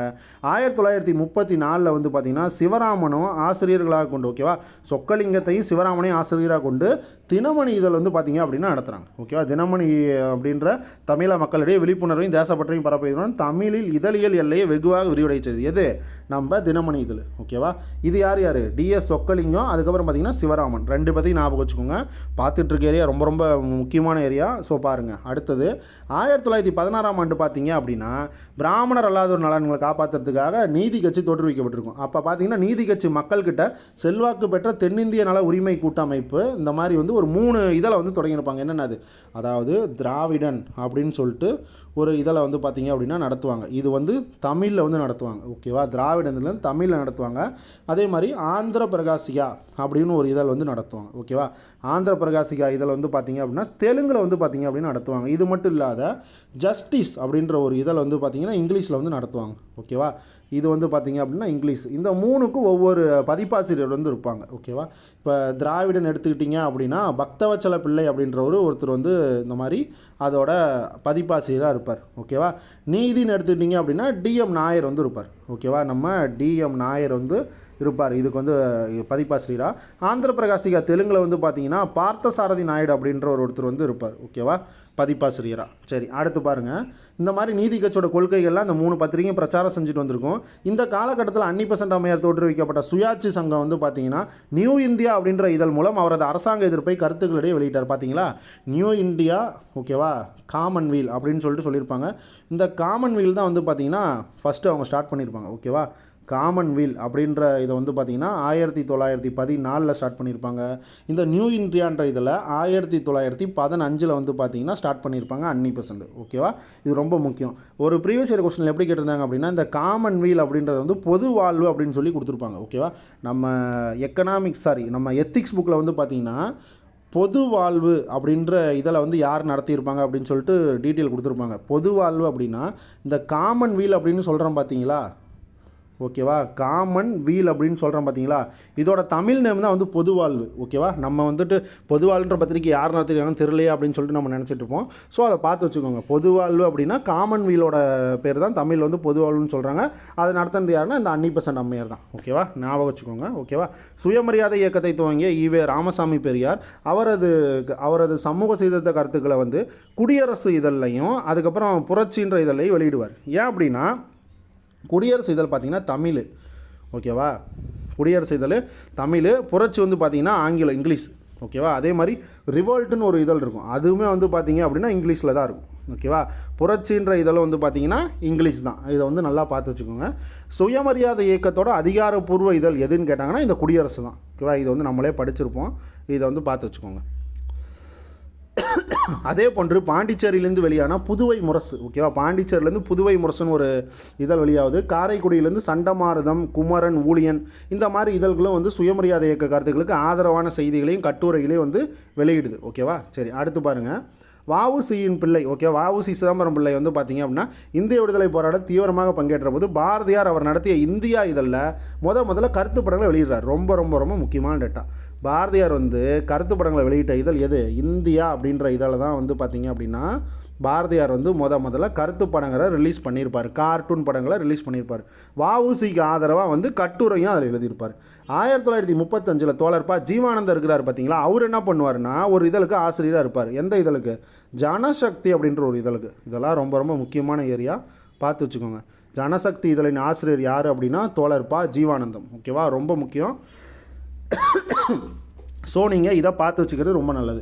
இந்த ஜனசக்தி இதில் என்ன பண்ணுவார்னா பொது உடைமை கருத்துக்கள்லாம் தமிழுக்கு உயிர் கொடுத்து இலக்கியத்தோடு வெளியிடுறாரு. யார்? நம்ம தோழர்ப்பா ஜீவானந்தம். ஓகேவா? தாமரை, செம்மலர் போன்ற பிற பொது உடைமை இதழ்களும் இதில் வந்து வெளியானுச்சு அப்படின்றாங்க. அடுத்து பாருங்கள், இந்த இதழ் பார்த்துக்கோங்க. 1935 தோழர்ப்பா ஜீவானந்தம் ஜனசக்தின்ற இதழுக்கு ஆசிரியராக இருந்திருப்பார். தயவு செஞ்சு பார்த்து வச்சுக்கோங்க. Question area. அடுத்து பாருங்கள். மகாவிகட தூதன், ஆனந்த விஜய விகடன், ஜன வினோதினி, விவேக சிந்தாமணி, வித்யாபானு, லோகமித்ரன் போன்ற பல பொழுதுபோக்கு நகைச்சுவை இதழ்கள் வெளியான போதிலும் ஆனந்த விகடனில் 1941 வரவால் தமிழ் இதழியல் வரலாற்றில் புதிய திருப்பம் ஏற்பட்டது. என்னலாம் பார்த்தீங்களா? 1941 இந்த மாதிரி வந்து வா ராவால், ஓகேவா, வா ராமசாமி அப்படின்னு சொல்லுவோம்ல, இந்த மாதிரி வா ராவால் தமிழ் இளைதலில் இந்த மாதிரி வரலாற்றில் ஒரு புதிய திருப்பு ஏற்பட்டது அப்படின்றாங்க. ஓகேவா, இங்கே வரவால்னு கொடுத்துருங்க, அது கிடையாது, வா ராமசாமி. ஓகேவா, அதனால் வா ராவால் அப்படின்ட்டு வரணும். ஓகேவா, சரி, அடுத்து பாருங்கள். இந்த மாதிரி இந்த இதழை களமாக கொண்டு கல்கி, துமிலன், தேவன், பரதன், லட்சுமி, ஜெயகாந்தன், கா சமுத்திரம், அதுக்கப்புறம் பார்த்தீங்க அப்படின்னா போன்ற எழுத்தாளர்கள் எழுதிய பிரபலமடைந்தனர். பாருங்கள், இந்த எழுத்தாளர்கள்லாம் வந்து பார்த்திங்கன்னா இந்த மாதிரி பிரபலமடைகிறாங்க. கிருஷ்ணமூர்த்தி வந்து பார்த்திங்க அப்படின்னா ஆனந்த விகடன்லேருந்து பிரிஞ்சு வந்து கல்கின்ற ஒரு இதில் வந்து பார்த்திங்கன்னா துவங்குறார். ஓகேவா, அதனால தான் இவர் பேர் என்னது, கல்கி ரா கிருஷ்ணமூர்த்தின்னு பேர் மாறிடுது. ஓகேவா, கல்கி ரா கிருஷ்ணமூர்த்தி அப்படின்னு சொல்லிட்டு பேர் மாறிடுது. இவர் வந்து பார்த்திங்கன்னா ஆனந்த விகடன்லேருந்து பிரிஞ்சு வந்துடுவார். யார், நம்ம கிருஷ்ணமூர்த்தி வந்து ஆனந்த விகடனில் தான் வேலை பார்த்துட்டு இருப்பார். அவர் வந்து பிரிஞ்சு வந்து கல்கின்னு ஒரு இதில் வந்து ஸ்டார்ட் பண்ணிடுவார். ஓகேவா, இது வந்து மக்கள்கிட்ட வந்து ஒரு நல்ல வரவேற்பை வந்து தருது. இந்த கல்கி இதழ் மக்கள்கிட்ட ஒரு நல்ல வரவேற்பை தருது. அது மட்டும் இல்லாத 1947 வெளிவந்த குமுதம் வந்து மக்களை வந்து காந்தம் போல் ஈர்க்குது. குமுதம்னு ஒரு இதில் 1947 வருது. அது வந்து மக்களை வந்து காந்த மாதிரி பார்த்திங்க அப்படின்னா இழுக்குது. ஓகேவா, மணியனின் இதயம் பேசுகிறது, சாவியின் குங்குமம் வாசகர்களை கவர்ந்த பிரபல இதழ்களாகும் அப்படின்றாங்க. ஓகேவா, மணியனின் இதயம் பேசுகிறது, சாவியின் குங்குமம் வாசகர்களை கவர்ந்த பிரபல இதழ்களாகும் அப்படின்றாங்க. ஓகேவா, சரி, அடுத்து பாருங்கள். இன்றைய இதழ்கள், இதெல்லாம் பார்த்து வச்சுக்கோங்கப்பா. ஓகேவா, இந்த கல்கி வந்து பிரிஞ்சு வந்தது. அதுக்கப்புறம் 1941 இந்த மாதிரி வரலாற்றில் வந்து வா ராமசாமியால் தான் புதிய திருப்பு ஏற்பட்டுச்சு அப்படின்றத பார்த்துக்கோங்க. அதே மாதிரி இந்த ஜனசக்தின்ற இதில் வந்து தோழர்ப்பா ஜீவானந்தம் 1935 வந்து ரிலீஸ் பண்ணியிருப்பார். ஓகேவா, அதையும் பார்த்து வச்சுக்கோங்க. எல்லாமே ரொம்ப ரொம்ப முக்கியம். பாரதியார் கருத்து படங்களை வெளியிட்டதும் வந்து பார்த்திங்க அப்படின்னா இந்தியா இதழ் வாவுசிக்காக வந்து பார்த்திங்க அப்படின்னா வெளியிட்டிருப்பார். அதை ரொம்ப ரொம்ப பார்த்து வச்சுக்கோங்க, ரொம்ப ரொம்ப முக்கியம். இன்றைய இதழ்கள் என்னென்ன இருக்குது அப்படின்றத பார்க்கலாம். இன்றைய தமிழ்நாட்டில் தினத்தந்தி, தினமணி, தினமலர், கதிரவன், தினகரன், தினபூமி, மக்கள் குரல், மாலை மலர், மாலை முரசு, தமிழ் முரசு ஆகியவை செய்தி இதழ்களாக திகழ்கின்றன. முரசொலி, தீக்கதிர், நமது எம்ஜிஆர், அதுக்கப்புறம் பார்த்திங்கன்னா விடுதலை, ஜனசக்தி போன்றவை கட்சி நாளிதழ்களான்றாங்க. பாருங்கள், இந்த ஜனசக்தி இதழும் பார்த்திங்கன்னா கட்சி நாளிதழ் தான். ஏன் அப்படின்னா தோழர்பா ஜீவானந்தத்தோடது. ஓகேவா, ஜனசக்தி இப்போ தான் பார்த்தோம். ஓகேவா, அடுத்து பார்த்திங்கன்னா மங்கையர் மலர், பெண்மணி போன்றவை மகளிர் இதழ்கள். பாருங்கள், இந்த மங்கையர் மலரும் பெண்மணி அப்படின்ற இதழும் வந்து பார்த்திங்கன்னா பெண்களுக்கான ஒரு இதழ். ஓகேவா, துக்ளக்கு, ஜூனியர் விகடன், நக்கீரன், தமிழன் எக்ஸ்பிரஸ் போன்றவை அரசியல் இதழ்களாங்க. பாருங்கள், துக்ளக். ஓகேவா, துக்ளக் பத்திரிகையோட ஆசிரியர் யார் உங்களுக்கு தெரியும். ஓகேவா, நம்ம இவர் வந்து பார்த்திங்க அப்படின்னா இருந்திருப்பார். யார் அப்படின்னா சோ ராமசாமி அப்படின்ட்டு ஒருத்தர் வந்து பார்த்திங்கன்னா இருந்திருப்பார். ஓகேவா, சோ ராமசாமி அப்படின்ற ஒருத்தர் வந்து இருந்திருப்பார். ஸோ அதை வந்து பார்த்து வச்சுக்கோங்க. ஓகேவா, துக்ளக் பத்திரிகையோட ஆசிரியை பார்த்துருங்க அப்படின்னா இந்த சோ ராமசாமி தான்.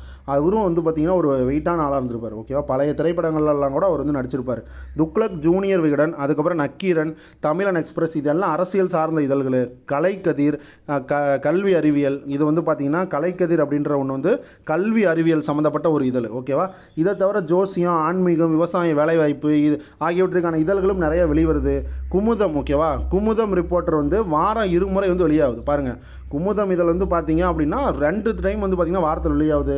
கல்கண்டு, ராணி, தேவி, இந்தியா டுடே, கனையாளி, வண்ணத்திரை ஆகியவற்றை எல்லாமே பார்த்திங்கன்னா வார இதழ்கள்ன்றாங்க. ஓகேவா, கல்கண்டு, ராணி, தேவி, இந்தியா டுடே, அந்த கனையாளி, வண்ணத்திரை இது எல்லாம் பார்த்திங்கன்னா வார இதழ்கள்.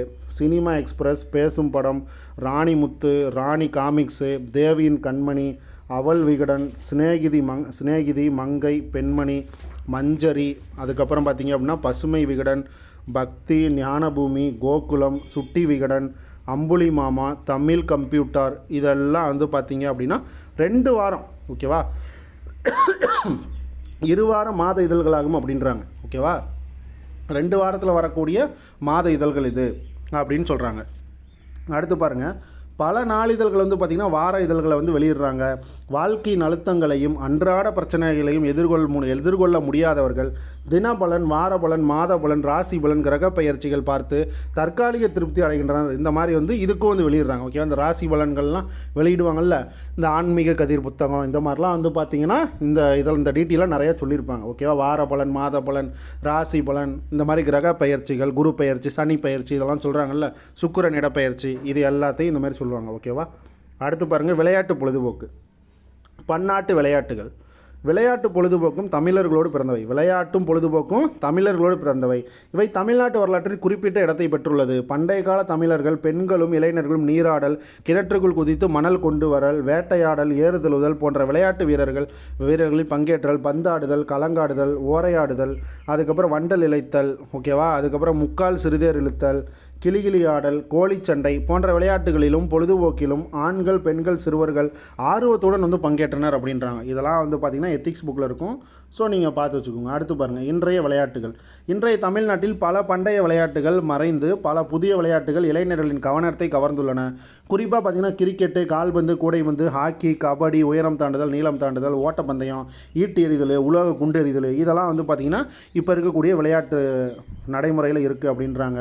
விளையாட்டு மேம்பாட்டு ஆணையத்தை பார்த்திங்கன்னா நம்ம தமிழ்நாடு கவர்மெண்ட் கொண்டு வந்திருப்பாங்க. ஓகேவா, நவீன விளையாட்டுகளை நெறிப்படுத்தவும் மேலாண்மை செய்யவும் பார்த்திங்கன்னா தமிழ்நாட்டில் விளையாட்டு மேம்பாட்டு ஆணையமும் அமைச்சிருக்கிறாங்க. இந்த ஆணையம் பார்த்திங்கன்னா இளைஞர்கள் நலன், இளைஞரிடம் இயல்பாக அமைந்துள்ள விளையாட்டு திறமைகளை கண்டறிஞ்சு அவற்றை வெளியே கொண்டு வருவதற்கான முயற்சியை கொடுத்து பயிற்சியையும் கொடுத்து இந்த மாதிரி விளையாட்டு சார்ந்த உட்கட்டமான வசதிகளை அதிகரித்து பலப்படுத்தி விளையாட்டு வீரர்களுக்கான போட்டியையும் நடத்தி பரிசையும் கொடுத்து ஊக்கத்தொகையும் பார்த்திங்க அப்படின்னா கொடுத்து ஊக்குவிச்சு உள்நாட்டு வெளிநாட்டு போட்டிகளில் நம்ம மாணவர்களை பங்கேற்க சொல்லி அதுலேயும் வெற்றி பெற செய்து இந்த மாதிரி நிறைய திட்டங்களை நடைமுறைப்படுத்தி வருது. எது அப்படின்னா இந்த விளையாட்டு மேம்பாட்டு ஆணையம். ஓகேவா, அடுத்து பாருங்கள், விளையாட்டு மைதானங்கள். நிறைய விளையாட்டு மைதானங்கள் கூட இருக்குது. இங்கே பாருங்கள், விளையாட்டை ஊக்குவிக்க தமிழ்நாட்டில் சிறந்த விளையாட்டு மைதானங்கள் இருக்குன்றாங்க. சிதம்பரம் விளையாட்டரங்கம் சென்னையில் இருக்குது. ராஜரத்தின விளையாட்டரங்கம் சென்னையில் இருக்குது. மேயர் ராதாகிருஷ்ணன் விளையாட்டரங்கமும் சென்னையில் இருக்குது. நேரு உள் விளையாட்டரங்கம் பாருங்கள், இது 4மே சென்னை தான். ஆனால் எம்ஜிஆர் விளையாட்டரங்கம் மட்டும் பார்த்திங்கன்னா மதுரையில் இருக்குது. ஓகேவா, நேரு விளையாட்டரங்கம் சென்னையில் இருக்க மாதிரியே பார்த்திங்கன்னா கோயம்புத்தூர்லேயே ஒன்று இருக்குது. அண்ணா விளையாட்டரங்கம் ஊட்டியில் இருக்குது. ஓகேவா, நேதாஜி சுபாஷ் சந்திர போஸ் விளையாட்டரங்கம் பார்த்திங்க அப்படின்னா வேலூரில் இருக்குது. ஓகேவா, வஉசி பூங்கா விளையாட்டரங்கம் சேலம் பாருங்கள், சேலத்தில் இருக்கக்கூடிய விளையாட்டரங்கத்துக்கு பேர் வஉசி பூங்கா விளையாட்டரங்கம். அதே மாதிரி பாரதி விளையாட்டரங்கம் நெய்வேலி பாருங்கள், நெய்வேலியில் இருக்கக்கூடிய விளையாட்டரங்கம் பேர் பார்த்திங்கன்னா பாரதி விளையாட்டரங்கம். ஓகேவா, இதையும் பார்த்து வச்சுக்கோங்க. விளையாட்டு அரங்கங்களையும் பார்த்து வச்சுக்கோங்க. சிறப்பு திட்டங்கள் என்னென்ன இளைஞர்களுக்குன்னு பாருங்கள். இளைஞர்களிடையே நாட்டுப்பற்று, ஒற்றுமை உணர்வு, சமூக பணிநாட்டம், ஆக்கப்பூர்வமான உடன்பட்டு நற்பண்புகளை வளர வேண்டும். தேசிய மாணவர் படை, நாட்டு நலப்பணி. ஓகேவா, தேசிய மாணவர் படைனா NCC, நேஷனல் கிரெடிட் கிராஸ் அப்படின்னு சொல்லுவாங்கள்ல, அதுதான். ஓகேவா, நாட்டுப்பற்று மாணவம் உள்ள இந்த மாதிரி நாட்டு நலப்பணி NSSல ஈடுபடுறது. ஓகேவா, NSS. அதே மாதிரி சாரணியர் இயக்கம், ஸ்கவுட்டுன்னு சொல்லுவாங்கள்ல, அந்த ஸ்கவுட் மூமெண்ட், இது எல்லாம் பார்த்திங்கன்னா இப்போ இருக்க இதில் நடைமுறையில் இருக்குது அப்படின்றாங்க. ஓகேவா, அடுத்து பாருங்கள், மக்கள் தொகை கணக்கெடுப்பு. பாருங்கள், 2011 மக்கள் தொகை கணக்கெடுப்பு எடுப்பாங்கள்ல, அதை சொல்கிறாங்க. இது பார்த்திங்கன்னா தமிழ்நாட்டில் எழுத்தறிவு விகிதத்தை பற்றி சொல்கிறாங்க. இந்த மக்கள் தொகை கணக்கெடுப்பில் பாருங்கள், 15வது மக்கள் தொகை கணக்கெடுப்பு. இது எப்போ 2011 பார்த்திங்கன்னா 15வது மக்கள் தொகை கணக்கெடுப்பு எடுப்பாங்க. அதில் பார்த்திங்கன்னா இந்த கணக்கெடுப்பு படி 15வது மக்கள் தொகை கணக்கெடுப்படி நாட்டின் மொத்த மக்கள் தொகை 121 கோடி. 2011 மக்கள் தொகை எவ்வளோ? இந்தியா ஃபுல்லாக 121 கோடி.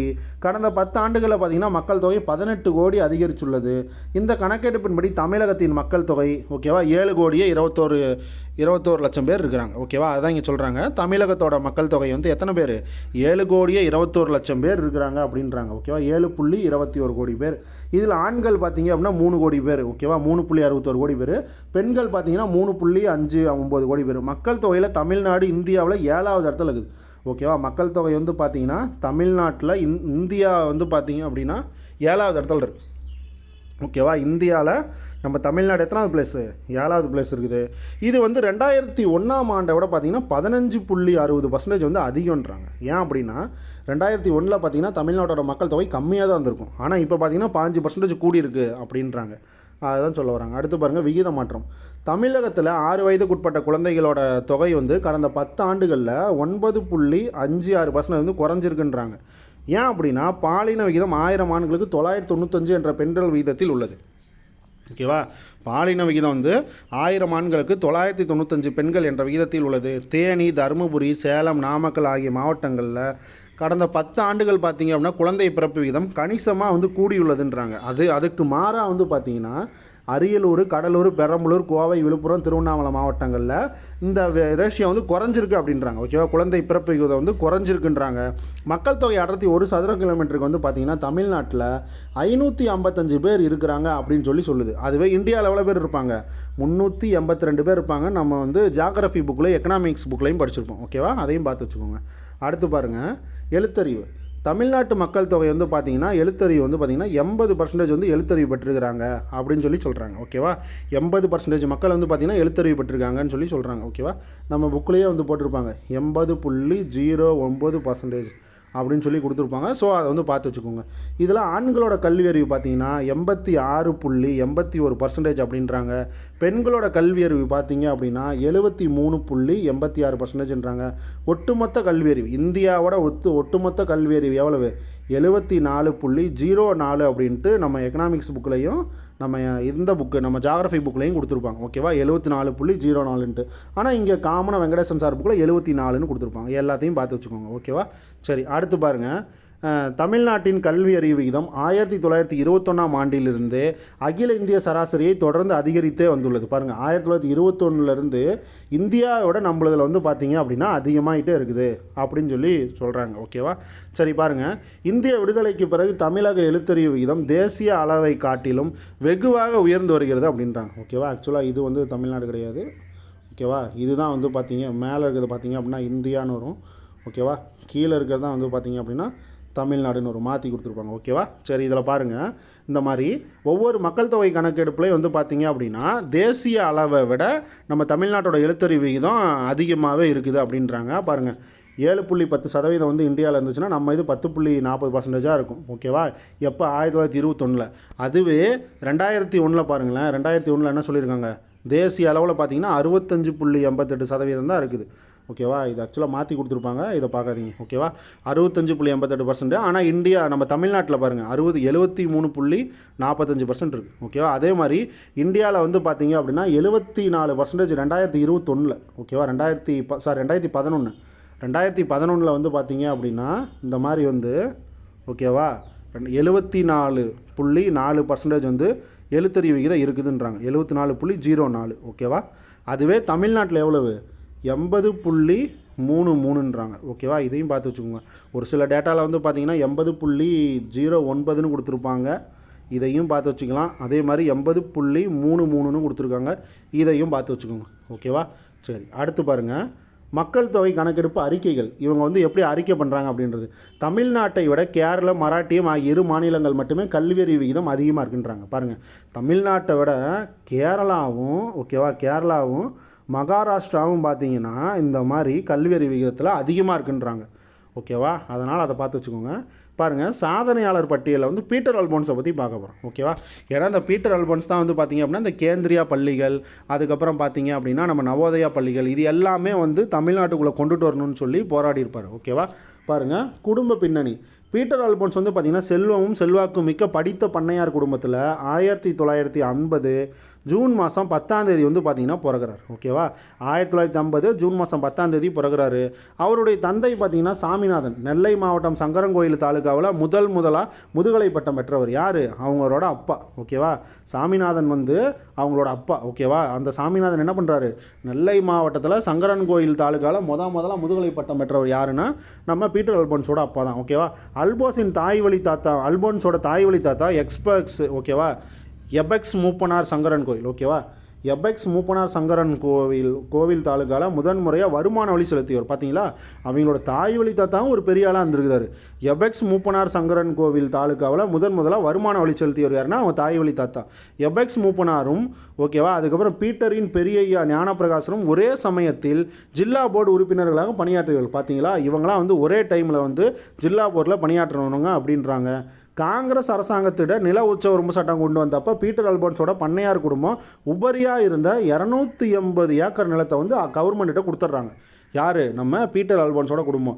ஓகே, மற்றவங்களுக்கு வந்து உதவி செய்கிற தப்பு இல்லைல்ல, அதனால் வந்து நாங்கள் வந்து நில உச்சவரம்பு சட்டத்துப்படி நிலங்களை வந்து நாங்கள் எடுத்துக்கிட்டு மீதி இருக்க நிலங்களை நாங்கள் அரசுக்கிட்ட வந்து கொடுத்துட்றோம் அப்படின்னு சொல்லி கவர்மெண்ட்டுக்கிட்ட வந்து மீதி இருந்த 280 ஏக்கர் நிலத்தை வந்து கவர்மெண்ட்டுக்கிட்ட கொடுத்துட்றாங்க. பீட்டரோட குடும்பமும் ஓகேவா, பீட்டரின் குடும்பமும் நாணயமும் நேர்மையும் நம்பிக்கை மிக்க ஒன்றாகும் அப்படின்னு சொல்கிறாங்க. ஓகேவா, ஏன்னா நேர்மையாக தானே அவங்க இருந்திருக்கிறாங்க, அதனால் அப்படி சொல்கிறாங்க. அடுத்து பாருங்கள், பொதுப்பணித்துறையில். ஓகேவா, பீட்டர் அல்போன்ஸ் அறிவாற்றலாலும் திறமையாலும் பயன்கருதா பொதுப்பணியாலும் வாழ்க்கையில் உயர்ந்தவர். இவர் மாணவர் பருவத்திலேயே தமிழ்நாடு மாணவர் மன்றத்தின் பொதுச் செயலாளராக பொறுப்பேற்றிருக்கார். எப்போ? 1973லேருந்து 1975 வரைக்கும் பார்த்தீங்க அப்படின்னா இவர் வந்து தமிழ்நாடு மாணவர் மன்றத்தோட ஒரு பொதுச் செயலாளராக இருப்பார். ஓகேவா, அதே மாதிரி பிஎஸ்சி பிஎல் ஓகேவா, பட்டதாரியான இவர் லா படிச்சிருக்கார் ஓகேவா, பிஎஸ்சி பிஎல். இந்த லா படித்த இவர் வந்து பார்த்திங்க அப்படின்னா இந்திய அரசின் 20 அம்ச திட்ட செயல்பாட்டு குழுவில் ஒரு உறுப்பினராக இருந்திருப்பார். நம்ம வந்து 20 அம்ச திட்டம் 1975 கொண்டு வந்திருப்பாங்க, இந்திரா காந்தி அம்மையார் கொண்டு வந்திருப்பாங்கன்னு பார்த்தோம். அந்த கொண்டு வந்த திட்டத்தில் வந்து இவர் வந்து ஒரு உறுப்பினராக இருந்திருப்பார். யார்? நம்ம பீட்டர் அல்போன்ஸ் வந்து ஒரு உறுப்பினராக இருந்திருக்காரு. திருநெல்வேலி இளைஞர் காங்கிரஸ் தலைவராகவும் இருந்திருக்காரு. எப்போ? 1976 1981 வரைக்கும் பார்த்தீங்கன்னா திருநெல்வேலி இளைஞர் காங்கிரஸ் தலைவராக இருந்திருக்கிறாரு. இந்திய அரசும் இந்தியன் ஓவர்சீஸ் வங்கியும் இணைந்து நடத்திய பாண்டியன் கிராம வங்கியின் இயக்குனர் பார்த்தீங்களா, பாண்டியன் கிராம வங்கியோட இயக்குனராக 1979 1984 வரைக்கும் அங்கே ஒரு 5 வருஷம் இருந்திருக்கார். பாண்டியன் கிராம வங்கியோட இயக்குனராக இருந்திருக்காரு. திருநெல்வேலி மாவட்ட காங்கிரஸ் கமிட்டியோட பொதுச் செயலராக பார்த்தீங்கன்னா அதுவும் வந்து 1981 1984 வரைக்கும் பார்த்தீங்கன்னா அதுலேயும் இருந்திருக்கிறார். ஓகேவா, இதெல்லாமே வந்து ரொம்ப ரொம்ப முக்கியம், பார்த்து வச்சுக்கோங்க. மத்திய அரசின் கயர் போர்டு ஓகேவா, அதாவது காயிர் போர்டு அப்படிம்பாங்க, இதுலேயும் ஒரு உறுப்பினராக இருந்திருக்கிறார். ஓகேவா, காயிர் போர்டு அப்படிம்பாங்க, அதுலேயும் வந்து உறுப்பினராக இருந்திருக்கிறாரு. திருநெல்வேலி மாவட்ட காங்கிரஸ் கமிட்டி தலைவராக 1984 1994 வரைக்கும் ஒரு 10 வருஷம் இருந்திருக்காரு. திருநெல்வேலி காங்கிரஸ் கமிட்டி தலைவராக. திருநெல்வேலி மாவட்ட காங்கிரஸ் கமிட்டி தலைவராக வந்து பார்த்தீங்கன்னா 1981 84 வரைக்கும் இருந்திருப்பார். அதுவே மாவட்ட காங்கிரஸ் கமிட்டி தலைவராக வந்து பார்த்தீங்க அப்படின்னா இந்த மாதிரி பொதுச் செயலாளராகவும் வந்திருக்காரு, மாவட்ட காங்கிரஸ் கமிட்டி தலைவராகவும் வந்திருக்கார். ஓகேவா, இதெல்லாம் பார்த்து வச்சுக்கோங்க. ஸோ இது வந்து பீட்டர் அல்போன்ஸை பற்றி நம்ம பார்த்துட்டு இருக்கிறது. ஓகேவா, அடுத்து பாருங்கள், பீட்டர் அல்போன்ஸ் வந்து சட்டப்பேரவையில் எப்படி இருந்தார் அப்படின்றத பற்றி பார்க்குறது. பீட்டர் அல்போன்ஸ் திருநெல்வேலி மாவட்டத்தில் தேர்ந்தெடுக்கப்பட்டு 3 முறை தமிழ்நாடு சட்டப்பேரவை உறுப்பினராக இருந்திருக்கிறார். எப்போ? 1989 to 91 வந்து பார்த்திங்கன்னா ஆட்சி இருக்கும்ல, அந்த ஆட்சியில் வந்து அவர் வந்து சட்டப்பேரவை உறுப்பினராக இருந்திருப்பார். அடுத்து பார்த்திங்கன்னா 1991 1996 வரைக்கும் பார்த்திங்கன்னா ஜெயலலிதா அம்மா இருந்திருப்பாங்கல்ல, அப்பையும் வந்து பார்த்திங்க அப்படின்னா இவர் வந்து ஆட்சியில் இருந்திருப்பார். அதுக்கப்புறம் 2006 2011 வரைக்கும் கலைஞர் கருணாநிதியோட அவையில் பார்த்திங்கன்னா அப்பையும் இவர் வந்து சட்டப்பேரவை உறுப்பினராக இருந்திருப்பார். அதை தான் இங்கே சொல்ல வராங்க. ஓகேவா, பேரவை விவாதங்களில் பயனுற பணியாற்றியவர். சட்டப்பேரவை விவாதங்களின் போது இவர் வெளியிட்ட கருத்துக்கள் சிந்தனைக்குரியவை, கருத்தாளமிக்கவை அப்படின்றாங்க. ஓகேவா, சட்டப்பேரவையில் விவாதம் பண்ணுவாங்கல்ல, அந்த டைமில் வந்து இவர் பேசுகிறதெல்லாம் வந்து பார்த்திங்கன்னா இவரோட கருத்துக்கள் வந்து சிந்தனைக்குரியதாக இருக்கும், அதே மாதிரி கருத்தாளம் மிக்கதாக இருக்கும் அப்படின்னு சொல்கிறாங்க. அதே மாதிரி நாடாளுமன்றத்தில் இவர் சொல்கிறது என்ன அப்படின்னா, தமிழ் மாநில காங்கிரஸில் தன்னை இணைத்து கொண்ட பீட்டர் அல்போன்ஸ் அந்த கட்சியின் பொதுச் செயலாளராக இருக்கார். பாருங்கள், தமிழ் மாநில காங்கிரஸில் 1996 2002 வரைக்கும் பார்த்தீங்க அப்படின்னா தமிழ் மாநில காங்கிரஸ் கட்சியோட பொதுச் செயலராக இருக்கிறார். யார்? நம்ம பீட்டர் அல்போன்ஸ். ஓகேவா, தமிழ்நாடு காங்கிரஸ் கமிட்டியோட பொதுச் செயலாளராகவும் அதிகாரப்பூர்வமான பிரதிநிதியாகவும் பணியாற்றுறார். எப்போ? 2002 2004 வரைக்கும் தமிழ்நாடு காங்கிரஸ் கமிட்டியோட பொதுச் செயலாளராகவும் அதிகாரப்பூர்வமான பிரதிநிதியாகவும் செயலாற்றுறாரு. அதே மாதிரி நாடாளுமன்ற மேலவை உறுப்பினராக வந்து தலைநகர் டெல்லியில் பல கட்சி தலைவருடன் தொடர்பு கொண்டதோடு அவை விவாதங்கள்லையும் பொறுப்பேற்று பங்கேற்கிறார். எங்கே? நம்ம ராஜ்யசபா, நம்ம மேலவைன்னு என்ன சொல்லுவோம், ராஜ்யசபா தானே சொல்லுவோம். ஓகேவா, நாடாளுமன்ற மேலவை ராஜ்யசபாவில் உறுப்பினராக இருக்கிறார். ஓகேவா, அதையும் சொல்கிறாங்க. அது மட்டும் இல்லாமல் பாருங்கள், அல்போன்ஸ் வந்து 2006 ஓகேவா தமிழ்நாடு அரசின் உறுதிக்குழு தலைவராக இருக்கிறார். அதாவது அஷூரன்ஸ் கமிட்டி அப்படிம்பாங்க. ஓகேவா, அஷூரன்ஸ் கமிட்டி, கன்ஃபர்மேஷன் குழு அப்படிம்பாங்க. இந்த அந்த அரசின் உறுதிக்குழுவில் வந்து பார்த்தீங்க அப்படின்னா ஒரு உறுப்பினராக இருக்கிறார் 2006 ஓகேவா, சரி. அடுத்து பாருங்கள், வெளிநாட்டு பயணம். பீட்டர் அல்போன்ஸ் வந்து வெளிநாட்டு பயணம் எங்கெங்கே போயிருக்காருன்னா இந்த மாதிரி ஐரோப்பிய, அமெரிக்க, ஆப்பிரிக்க நாடுகளுக்கு, ஓகேவா, ஆசிய நாடுகளுக்கு பயணம் செய்தவர். உள்நாட்டு வெளிநாட்டு அனுபவத்தோடு தமிழ்நாட்டு அரசியலில் எந்த கோஷ்டியிலும் சேராமல் காங்கிரஸ் தலைமைக்கு கட்டுப்பட்டு நேர்மையான காங்கிரஸ் விசுவாசியாக தொண்டாற்றுகிறார் அப்படின்றாங்க. ஓகேவா, எந்த அரசியல் பக்கமே இவர் போகல, காங்கிரஸுக்கு மட்டுமே இருந்து சப்போர்ட் பண்ணிட்டு இருக்கிறாரு. இவர் போட்டியிட்ட எந்த சட்டப்பேரவை தேர்தலையும் தோற்றதில்லை. பார்த்தீங்களா, இவர் போட்டி போட்ட எந்த சட்டப்பேரவை தேர்தலையும் இவர் வந்து தோக்கலை. ஏன்னா அந்த அளவு வந்து இவரை வந்து மக்கள் வந்து நம்பியிருக்காங்க. சரியா, அதனால் வந்து இவர் வந்து தோற்று போகல, நல்லது தான் பண்ணியிருப்பார் போல். ஓகேவா, திருநெல்வேலி மாவட்ட காங்கிரஸ் கட்டிடம் இவர் கட்டப்பட்டதாங்க. பார்த்தீங்களா, திருநெல்வேலி இருக்கக்கூடிய மாவட்ட காங்கிரஸ் கட்டடம் இருக்குது பார்த்தீங்களா, அது வந்து இவர் தான் கட்டியிருக்கார். யார்? நம்ம பீட்டர் அல்போன்ஸ் தான் கட்டியிருக்கார். அதை தான் சொல்கிறாங்க. தொலைநோக்கு பார்வை திட்டம் என்ன அப்படின்னா, பீட்டர் அல்போன்ஸ் நாணயமான அரசியல்வாதி மட்டுமல்லாது நாவாண்மை படைத்த பேச்சாளராகவும் தமிழிலும் ஆங்கிலத்திலும் சுவைபட எழுதக்கூடிய எழுத்தாளராகவும் மனிதநேய பண்பாடு மிக்க நல்ல மனிதராகவும் திகழ்கிறார். எல்லாவற்றுக்கும் மேலாக அல்போன்ஸ் சிறந்த கல்வியாளர். பார்த்தீங்களா, சிறந்த கல்வியாளர், சுவைபட எழுதக்கூடிய எழுத்தாளரும், ஓகேவா, மனிதநேய பண்பாடு மிக்க ஒரு நல்ல மனிதராகவும் இருக்கிறார். ஓகேவா, கல்வியை திறமையின் திறவுகோல் என்று கருதுபவர். திருநெல்வேலி மனோன்மணியம் சுந்தரனார் பல்கலைக்கழக ஆட்சிக்குழு உறுப்பினராக இருந்தவர். பார்த்தீங்களா, மனோன்மணியம் சுந்தரனார் பல்கலைக்கழகத்தோட ஆட்சிக்குழு உறுப்பினராக அவரும் இருந்திருக்கிறார். எப்போ 1991 1996 கட்டம் வரைக்கும் பார்த்தீங்கன்னா இவர் இருந்திருக்கிறாரு. அதே மாதிரி சென்னை அண்ணா பொறியியல் கல்வி பல்கலைக்கழகத்தோட ஆட்சிக்குழு உறுப்பினராக 2009 இருந்துட்டு வர்றார். ஓகேவா, 2009 இருந்துட்டு வர்றாரு. தமிழ்நாட்டு திறமை மிக்க கிராமப்புற மாணவர்கள்லாம் வந்து பார்த்தீங்க அப்படின்னா மேன்மைக்காக, கிராமப்புற மாணவரோட மேன்மைக்காக நவோதய பள்ளிகள் வந்து ஸ்டார்ட் பண்ணணும் அப்படின்னு சொல்லி பீட்டர் அல்போன்ஸோட தொலைநோக்கு பார்வை பாராட்டப்பட வேண்டியதாகும் அப்படின்னு சொல்லி சொல்கிறாங்க. ஓகேவா, பீட்டர் அல்போன்ஸ் மட்டும்தான் ஏன்னா இந்த மாதிரி வந்து சொல்லிகிட்டு இருப்பார். ஓகேவா, சரி, இதோட வந்து பார்த்தீங்க அப்படின்னா நமக்கு கல்வி வளர்ச்சிக்கான டாபிக் வந்து இந்த புக்கில் வந்து முடியுது. ஓகேவா, நம்ம தற்கால தமிழ்நாட்டு வரலாறு புக்கில் கல்வி வளர்ச்சி அப்படின்ற ஒரு டாபிக் வந்து ஃபினிஷ் பண்ணியிருக்கோம். ஓகேவா, இது வந்து ரொம்ப ரொம்ப இம்பார்ட்டண்டான டாபிக். ஸோ நிறைய டேட்டா இருக்குது. ஸோ அந்த யூனிவர்சிட்டி எப்போ ஸ்டார்ட் பண்ணது அது எல்லாமே இதில் இருக்குது. ஸோ அதை வந்து பார்த்து வச்சுக்கோங்க. எக்ஸாம் பாயிண்ட் ஆஃப் வியூவில் நமக்கு வந்து ரொம்ப ரொம்ப ரொம்ப முக்கியம். ஓகேவா, பாருங்கள், கல்வி மரபு, விடுதலைக்கு பின் கல்வி வளர்ச்சி, உயர்கல்வி எப்படி இருந்துச்சு, இதழியல். ஆமாம், அந்த இதழியல்லாம் பார்த்தீங்கன்னா இந்த ஜனசக்தின்ற இதெல்லாம் வந்து பார்த்தீங்கன்னா நம்ம இவர் தோழர்ப்பா ஜீவானந்தம் ஸ்டார்ட் பண்ணது, அது எல்லாமே முக்கியம்ப்பா. ஸோ அது எல்லாத்தையும் நீங்கள் வந்து பார்த்து வச்சுக்கிறது ரொம்ப ரொம்ப சேஃப். ஓகேவா, அதே மாதிரி இந்த மாதிரி இந்த கூற்றுலாம் இருக்கும் பாருங்கள், இந்த டைலாக் பற்பல நானும் பழுதின்றி பாங்குடைய கற்றலின் காலினியனில் அப்படின்னா இந்த மாதிரி இனிவை நாற்பது சொன்னது. அதுக்கப்புறம் பார்த்தீங்கன்னா மனிதன் எவ்வளவு கற்பினும் முழுமை அடைய முடியாதுன்னு, என ஒருவன் கற்றவனாயினும் தான் கல்லாதவன் என்று அவன் வந்து கருத வேண்டும்னு சொல்லி பழமொழி 400 வந்து சொல்லணும். ஓகேவா, இதெல்லாம் வந்து பார்த்திங்கன்னா ரொம்ப ரொம்ப முக்கியம். ஸோ நீங்கள் ஸ்கிப் பண்ணாமல் பாருங்கள். நோட்ஸ் எடுக்க முடிஞ்சால் கூட எடுங்க. பட் எக்ஸாம் பாயிண்ட் ஆஃப் வியூவில் எது முக்கியமோ அதை மட்டும் பார்த்து வச்சுக்கோங்க. ஓகேவா, ஏன்னா எக்ஸாம் வந்து பார்த்திங்க அப்படின்னா ஹால் டிக்கெட்டில் ரிலீஸ் பண்ணிட்டாங்க. ஸோ வந்து நீங்கள் அட்லீஸ்ட் உங்களால் வந்து கேட்க முடிஞ்ச வரைக்கும் கேட்டு மட்டும் வச்சுக்கோங்க. ஓகேவா, ஆப்ஷனை எலிமினேட் பண்ணுறதுக்கு நமக்கு ரொம்ப யூஸ்ஃபுல்லாக இருக்கும். ஓகேவா, ஓகே ஃப்ரெண்ட்ஸ், இந்த வீடியோ பிடிச்சிருந்தது அப்படின்னா லைக் பண்ணுங்கள், சப்ஸ்கிரைப் பண்ணுங்கள், உங்கள் ஃப்ரெண்ட்ஸ்க்கும் ஷேர் பண்ணுங்கள். ஓகேவா, தேங்க்யூ ஃப்ரெண்ட்ஸ்.